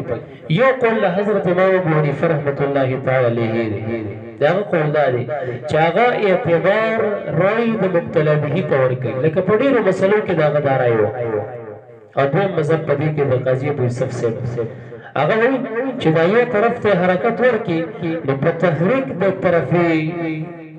هذا وایه تحریک طرف آخر نخوري نو پک کوي کثیرې دي او که خوړی بیا قلیلې دي او درېیم مذهب په دې کې هغه دا دی چې محمد صاحب یو مسجد کې ناست و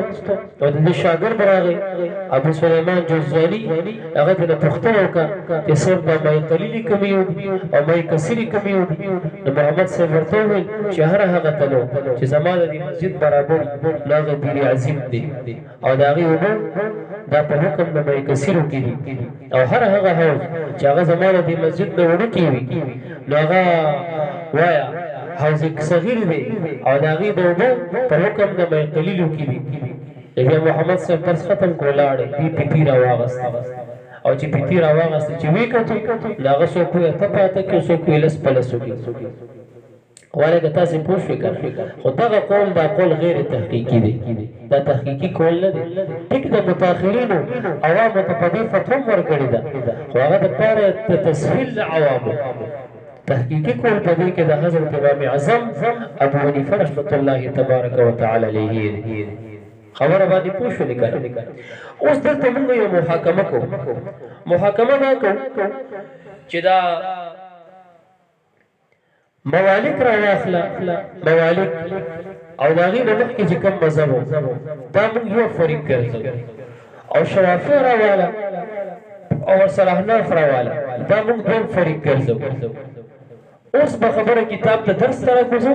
چې درس ته راکوځو نو د فریق اول کوم دلیل دی او ستا کتاب والا د هغې څو دلیل ذکر کړي دي او د فریق ثاني کوم دلیل دی او د هغې دپاره څو دلیل ذکر کړي دي نو هغه درس به انشاءالله تعالی سبا ته وایو د موالک په څلور مذهبونو کې موالک او دغه بل جماعت سوا د احنافو د شوافیو نه چې اول مذهب موږ دغه شوي دي د حسن بصري صاحب کنه د داود ظاهري وغیره ذکر کړ نو هغه د مالکیانو مذهب دا دواړه موږ فریق اول کې واچول او احناف شوافی دا موږ په آخرون یعنې فریق ثاني کې واچول نو سبا ته به زه وایم چې دا دلایل د فریق اول شروع کېږي دا د مالکیانو او د اول مذهب والا دلیل دي هغه دقه دلایل د هغې دي او یا به د فریق ثاني چې احناف و شوافي دي دا د هغې دلایل دي او یا به د کتاب په خوند ټول چې څومره خوندور کتاب دی اوس په پښتو باندې پوه وصلی الله علی خیر خلقه محمد وآله واصحابه اول جلد درس نمبر 4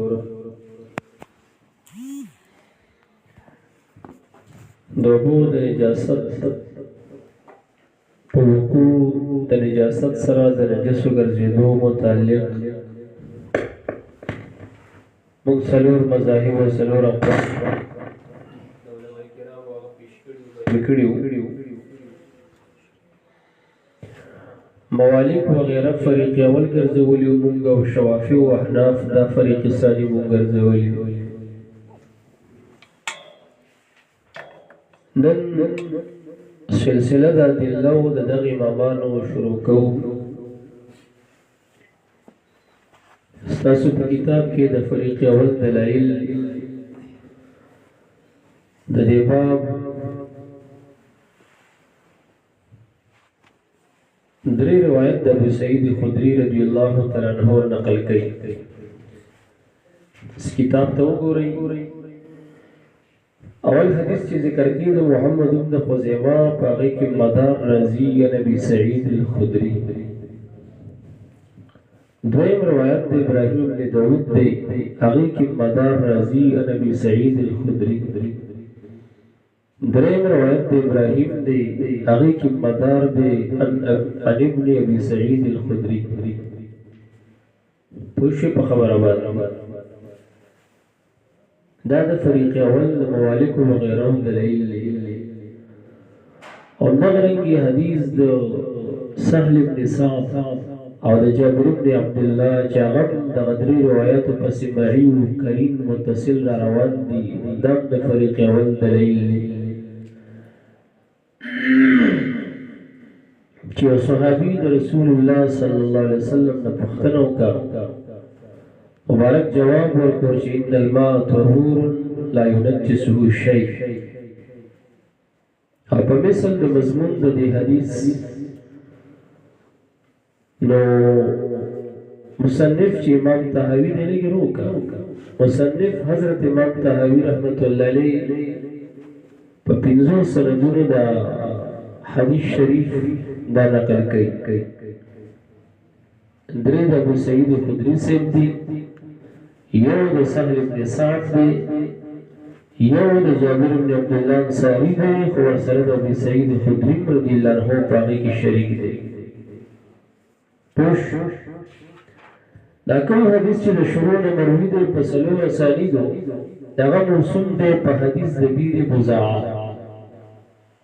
استاسو په حاشیه لیکلي کتاب ته وګورئ بزاعه په ضمې د با سره او کسرې د با سره ویلی شي بدعم ویلی شي او بدعم ویلی شي دا د یو باغ نوم دی موشي لیکلي چې واقع دی په قبیله د بني ساعده کې هغې کې چې کوم کوی و نو هغې ته ډېرې بزعه ویلی شي نو دغه حدیث چې په څلور سندونو مروي دی د هغه نوم څه دی لقب هغه موسوم دی په حدیث د ډېرې بدعه او کوم حدیث چې په آخري سند مروي دی آخري سند والا پنځه حدیث دی نقل کوي که نه آخري سند والا حدیث هغه موسوم دی په حدیث د غدیر سفر تاسو ګورئ هغې کې د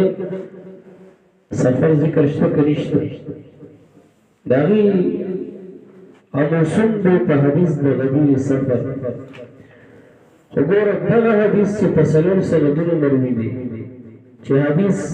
د ډېرې بزعه دی یا دغه حدیث چې موسوم دی په حدیث د غدیر سفر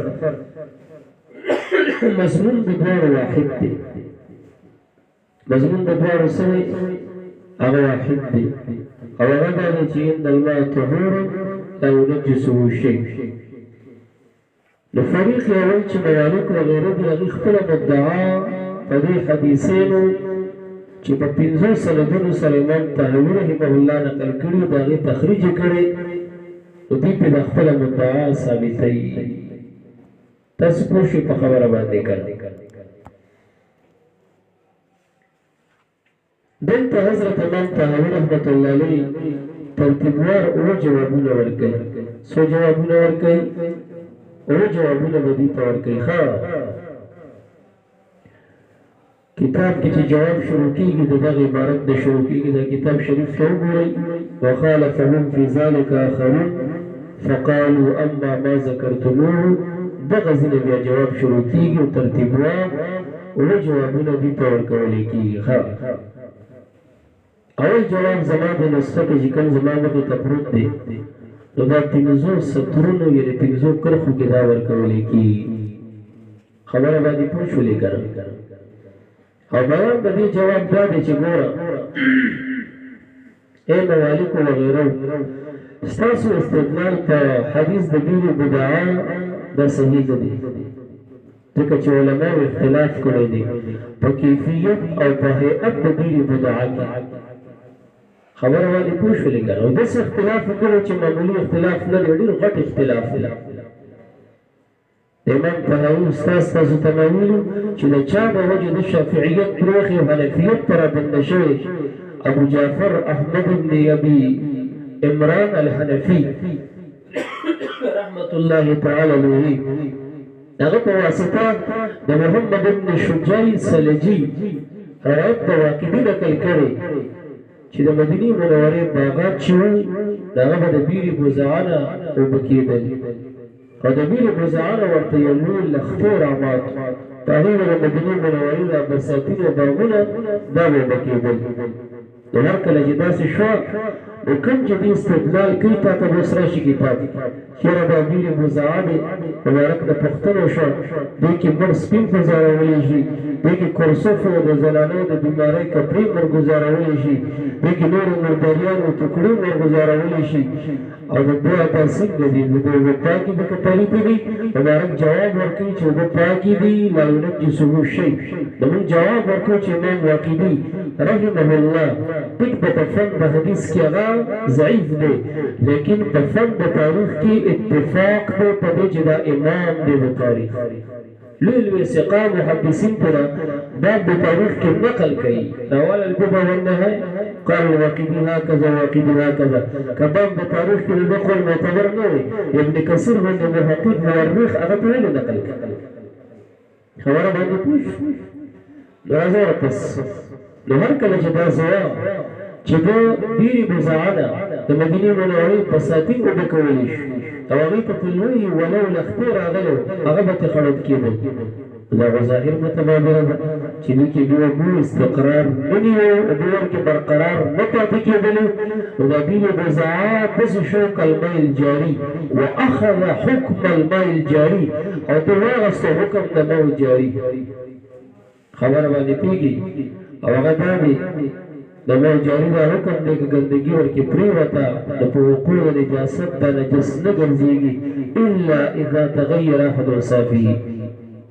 نو د مبارک دغه الفاظ چې ان الماء طهور اوبه پاکې دي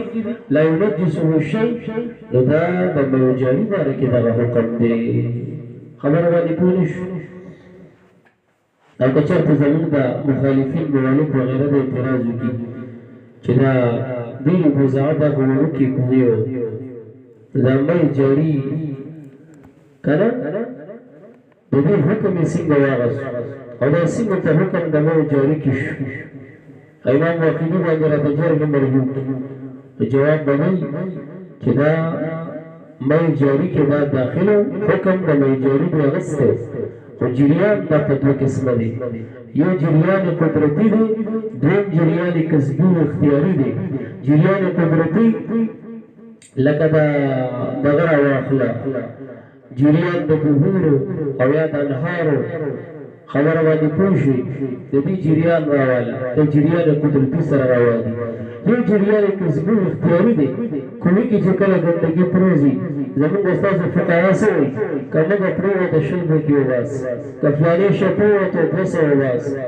وایي که نه وایي نو چې دا بوکي پرېویستلی شوې د کوم نجس شي متعلق چې څومره تعین زموږ فقهای کرامو کړی دی او دغه بوکي پرېویستلی شوې د بابکیې په طهارت فقهای کرام قول کوي که نه کوي نو دغه جریان ګورې کې دا جاري شو وسوته تنه ګندګي په لاره دا جریان کسبي اختیاري دغه ته ویل کېږي خبره باندې پوه شولې که نه نو جریان د دې بیرې بزاعه که د اول قسم سره تاسو مونږ د اول قسم نه تاسو مونږ سره نه منئ جریان قدرتي ورته نه وایي په شان د جریان د بهورو د وایه د انهارو د جریان کسبي دا خو دی نو چې هر کلمې کې جریان کسبي شته دا پکې جاري و بیرې بزاعه کې نو فلا یرد ما یرد خبره باندې پوه شولې که نه او هر چې جرح د په حضرت امام واقعي چې محدثین د هغه روایت نه قبلوي نو د هغې جواب نه وکړو چې امام واقعي ضعیف دی ولیکن هغه په فن د حدیث کې ضعیف دی هر چې فن د تاریخ دی امام ذهبي لیکلی چې دوی ته باب د تاریخ کې څه قبل اتفاق دی ولې که تاسو پوه شولې که نه او کوم بیان د کیفیت د بیرې بزاعه چې ده کړی دی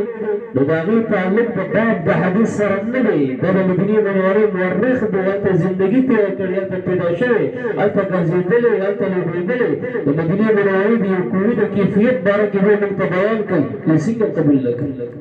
د بیا خامخا قبلونه نو دا میدان د تاریخ دی او دی د تاریخ په میدان کې څه قبل اتفاق دی دا یو جواب او دویم جواب دا دی چې ګوره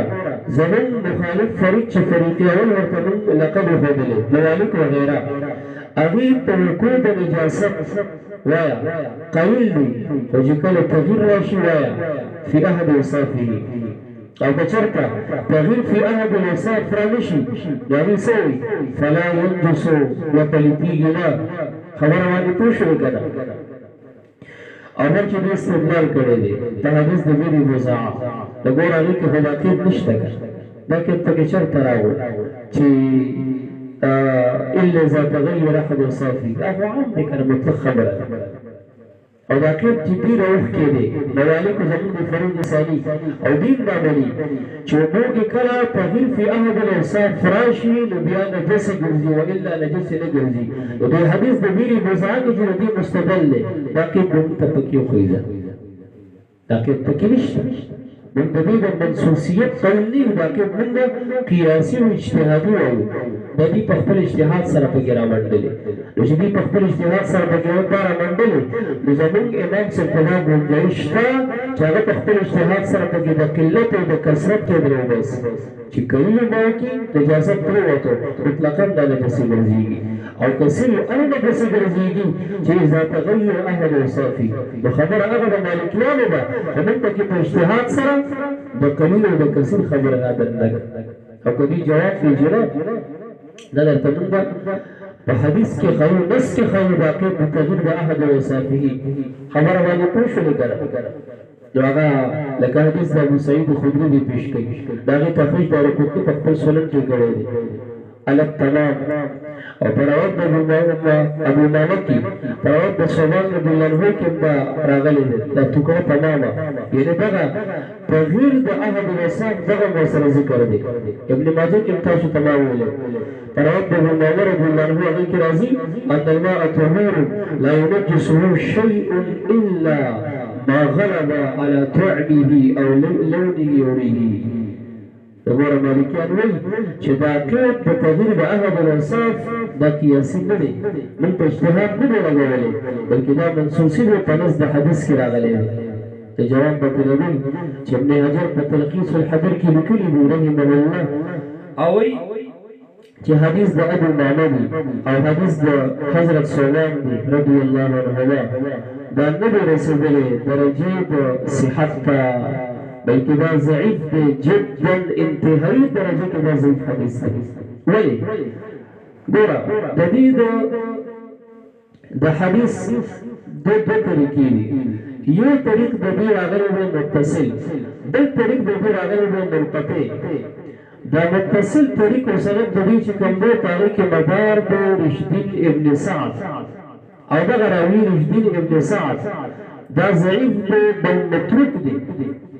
او دا امام داروقطني ویلي دي امام شافعي ویلي دي چې رشدین ابن سعد دا ضعیف دی او دا متروک دی. خبره باندې پوه شولې که نه؟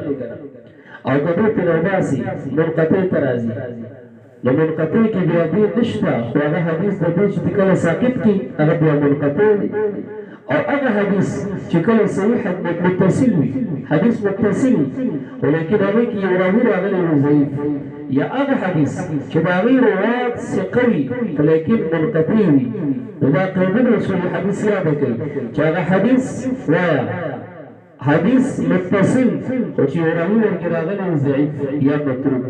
یا حدیث منقطع وي او کل رجال د هغې ثقات وي نو دا قابل د استدلال نه استدلال د قسم په دغه حدیث او دا حدیث مستدل ګرځول دا ټیک نه دي.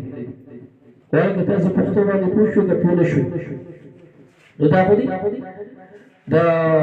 دغې مطلبه خبره شوه چې په دې کې رشدین ابن سعد دی هغه ضعیف دی. خبره باندې پوه شولې که نه؟ دا د دوه جوابونه شو او درېیم جواب زمونږ دا دی او دا جواب ستا کتاب کې مشتمل دی په شپږ سطرونو باندې او هغه د دغه ځینې دی وکانه من الحجة فی ذلک هغې نه شروع کېږي او هغې حاصل دا دی چې که دا اول فریق چې مالکیان وغیره دي هغې دا خبره تسلیم کړي چې کله واقع شي نجاست او تغییر د احد الوصاف حاصل شي نو ما پلیتېږي. خبره باندې پوهېږي که نه؟ او حال دا دی چې ګوره بیر رضا دا خو یو بیر صغیر دی ستاسو د قول مطابق ګوره موږ دې ته وایو ستاسو د قول مطابق تاسو موږ ته جواب کوئ که نه چې دا یو وړوکی کوی دی موږ هم درته وایو چې دا زه یو وړوکی کوی دی ستاسو د قول مطابق او چې دې کې د حیض د بیمارۍ کپړې یا مړه سپي یا نور ګندګیانې ورټولې وتلې او د دې اوبو کې د تغییر رانه شي دا خو ممکنه نه ده دا ممکنه نه ده. وایي که تاسو پوه نه شوئ دې خو وایي که نه چې کله نجاست اوبو کې واقع شو او تغییر فی احد اوصافه راغی نو بیا نجس دي نو موږ وایو چې تاسو وایئ چې دا وړوکی کوی دی او مړ سپی ورکې ورلره کړه حالانکې د بیر مزا غوندې پنځه کومې نور راواله پنځه کومې راواله او زه یو مړ سپی پنځو حصو کې تقسیموم او دغه پنځو کومو کې چې په مثل د بیر مزا د زه ورلره کوم د هغې اوبو کې به تغییر راځي نو ته څنګه د دې باره کې وایې چې ان الماء طهور لا ينجسه شیء؟ خبره باندې پوه شو؟ دا ورته درېیم جواب امام طحاوي رحمت الله علیه کوي څلورم جواب په سبا وایو کتاب شریف ته ګورو خدای تعالی به درسره امداد کوي. وبه قال حدثنا محمد بن خزيمة بن راشد البصري قال حدثنا حدثنا حجاج بن منهال قال حدثنا حماد بن سلمة عن محمد بن اسحاق عن عبد الله بن عبد الرحمن بن ابي سعيد الخدري باب مواليك الفريق اول دليل ان رسول الله صلى الله عليه وسلم كان يتوضا من بئر بضاعة هذا هو بس فقيل يا رسول الله تعالى محمود انه يلقى فيه الجيف استعمل شيء كلمه بالأهامش لك عنب رواله هذيك مردان گزارولش والمحايد قرشيب في قورخا واخلق بيزا مصرف ترجمة درتكو جمع النبي دي خرقة وهيز كرسف دور کی گزارولش فقال إن المال ينجس لا يوش او دا غسلت دی چې دیگه بروغ التیاری و زمان اسخه ما در تقودلی و چه مو زید دی او ابن داود دی او قال دی پش و بیه قال حدثنا ابراهیم ابن ابي داود سليمان بن داود الاسدي قال حسيش حدثنا محمد بن خالد الوهبي قال حدثنا محمد بن اسحاق عن سليط بن ايوب عن عبيد الله بن عبد الرحمن بن رافع عن ابي سعيد الخدري رضي الله عنه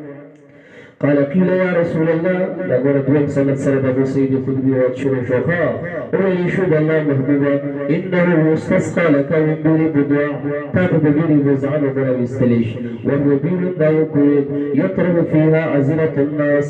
بخلق بندگی پکی گزارا وليش غايتهم سيرمي لكلي ومهايب النساء عداغي بهيس كبرو سياب كرسف ولحم الكلاب ونمرس فوضف فقال إن الماء طهور لا ينجسه شيء وشكر بريد تورا وبه قال حدثنا إبراهيم قال حدثنا عيسى بن إبراهيم البركي قال حدثنا عبد العزيز بن مسلم القسملي قال حدثنا مطرف عن خالد بن ابي نوف عن ابي سعيد الخدري عن ابيه نقول عن ابيه بيابا شوكر ابو سعيد الخدري شوكر قال انتهيت الى رسول الله صلى الله عليه وسلم وهو يتوضا من دون بدعاء فقلت يا رسول الله اتتوضا منها قربان تصبير بسكي وهي يلقى فيها ما يلقى من النبت لكن بكل اشياء گزارا ولي شكم جي گزارا ولي فقال رسول الله صلى الله عليه وسلم الماء لا ينجسه شيء دريشو كدريش ماذا تل 5 احاديث ذکر کړي واغه دا تاریخ په یو کې واچو لکه مضمون یو وای کړه باقي څه چې دي دا سمورم دا راواله هغه درم سره دي هغه یو وایا هغه موسم د په حدیث د غدیر سفر او دا په حدیث د غدیر بدعا په څه خبره ده خو مضمون د دوارو حدیثونو چې مخرج د تخریج کرده شده دی په اسناد خمسه مضمون واحد دی چې الماء طهور لا ينجسه شيء او جوابونه ما من اولادكم فمن تدريك سلورم سباكم خبره باندې پوش راځو پس دوس حديث سالم بن سعد شروش رضي الله عنه وبه قال حدثنا ابراهيم بن ابي داود قال حدثنا اصبغ بن الفرج قال حدثنا هتو بن اسماعيل المحمد بن ابي الاسلمي عن امه قالت دخلنا على سهل بن سعدنا وذكرت في 4 نسوة سلوم بيانك وردن شوف سهل بن سعد رضي الله عنه فقال غرت ولو سقيتكم من بير بدوعة كتاسبا يبوسكم ندي بير بدوعنا لكرهتم ذلك تاسبا بدغني وقد سقيت رسول الله بيدي منها وما تقبل رسول مبارك عليه السلام بعد الدين وبسكلي دا سلام دبير بدوعة عليه أصدر رايا حديث دا غدير سفر شروش او هغه د صحابه مشترک دي جابر صاحب د ابو سعيد الخدري صاحب رضي الله عنه وبه قال حدثنا فهد بن سليمان بن يحيى قال حدثنا محمد بن سعيد بن الاصبهاني قال اخبرنا شريك بن عبد الله النخعي عن طريق البصري عن ابي نضرة عن جابر وابي سعيد الدوا صحابه في شريك دي قال كنا مع رسول الله من مبارك عليه السلام سلام في سفرنا اور حديث السفر غدير شو كان غدير سفر في سفر فانتهينا الى غدير بنيان وكويتا ولك تاسكوش داول هشي وسرقوا لكل ممسك الماء والقطعة منه يغادرها السبيل رازا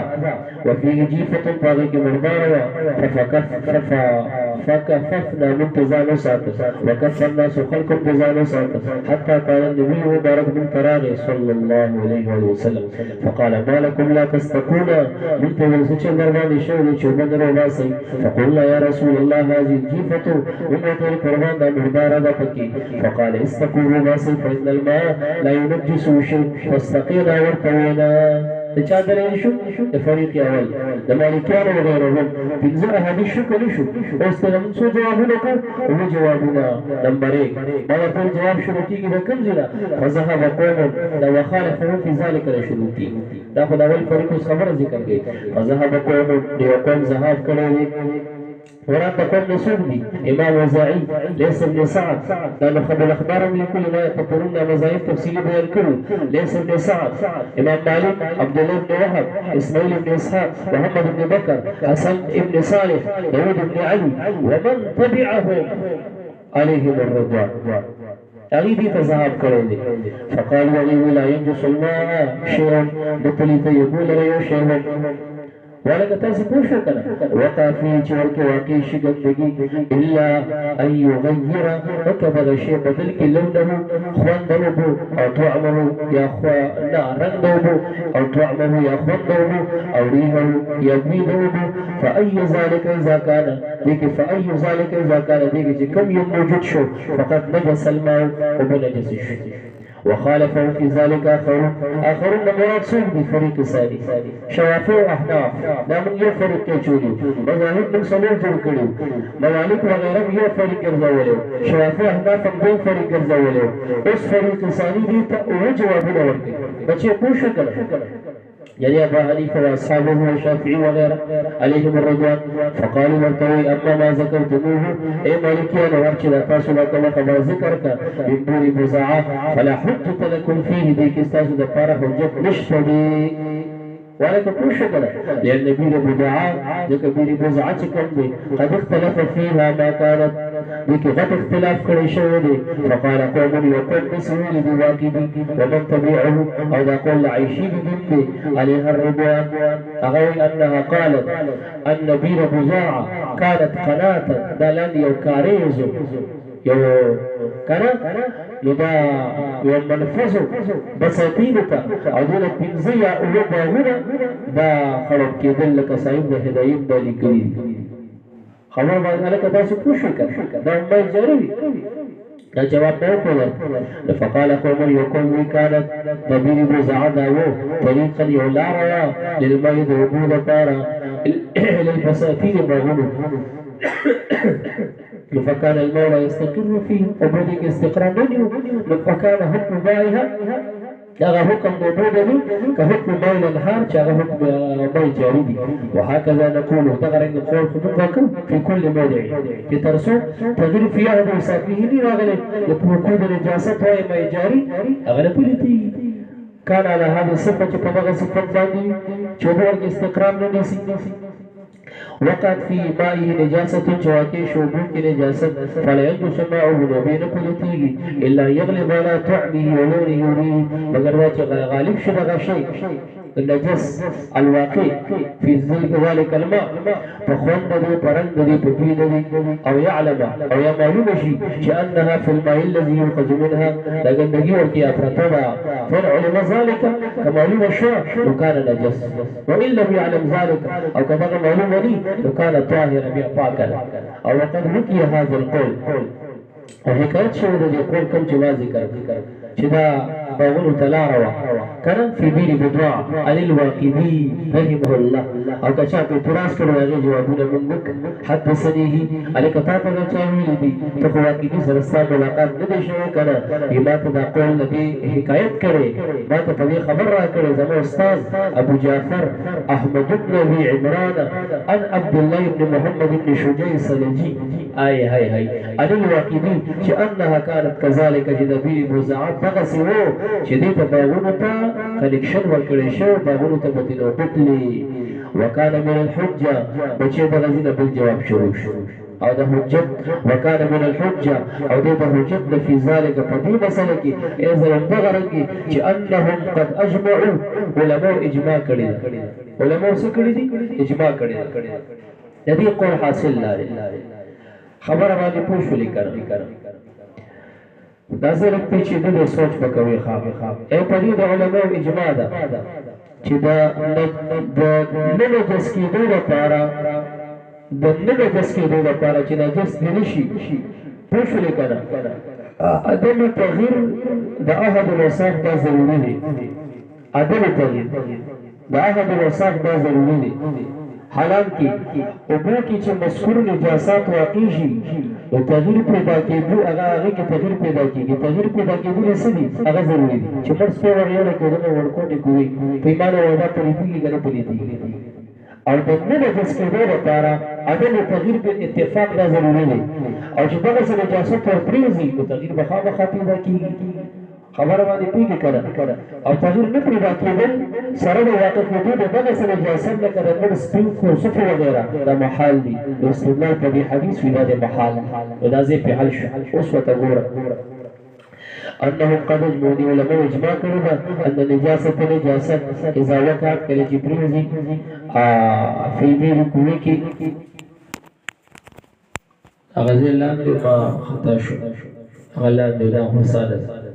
اما چې سوې لغلان دي بل جواب قد اجمع علماء اجماع کړی ده ان نجاست اذا وقعت في البير کله چې واقع شي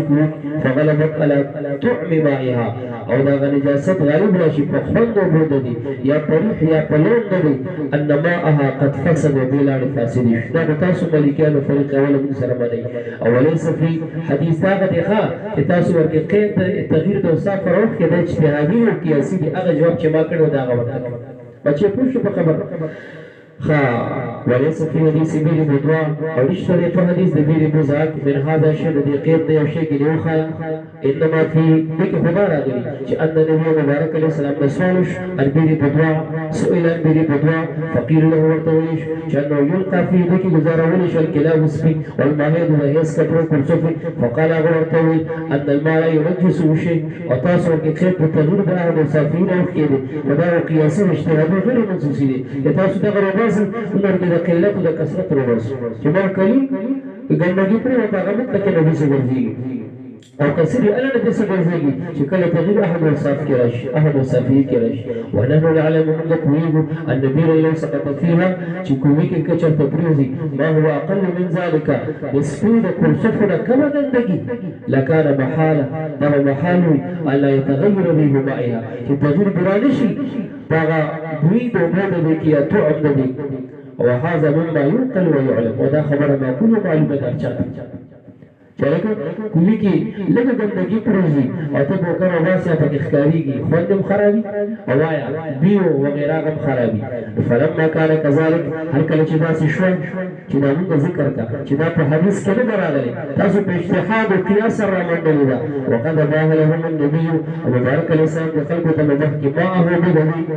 خبر باندې پوښتنه کړه نو موږ هم د خپل طرف نه پکې د اجتهاد او قیاس سره څه کړه قلیل نه د کثیر ما داخله ولا خبر هغه چې ما ته ځغې پیچیدل هغه دی واجب ان ذلك علماء اجماع کړي چې د وقوع نجاست في الماء دا نه وکړي ذلك لم يكن كلا وقد داخل الماء التغيير او حال دا چې داخلي وجود التغيير من جهه من الجهات كلا التي ذكرنا لو استحاله چونکې دا چې ګندګي ورته پریوزي او بیا د مغا تغییر پکې را نشي دا محاله او عند لازم په نسبت دي نو خبره ده چې استدلال تاسو په دې حدیث سره شو دا محال شو والله اعلم د غزل سلام جواب شروع کیږي ان شاء الله وسماو خبر باندې وصلى الله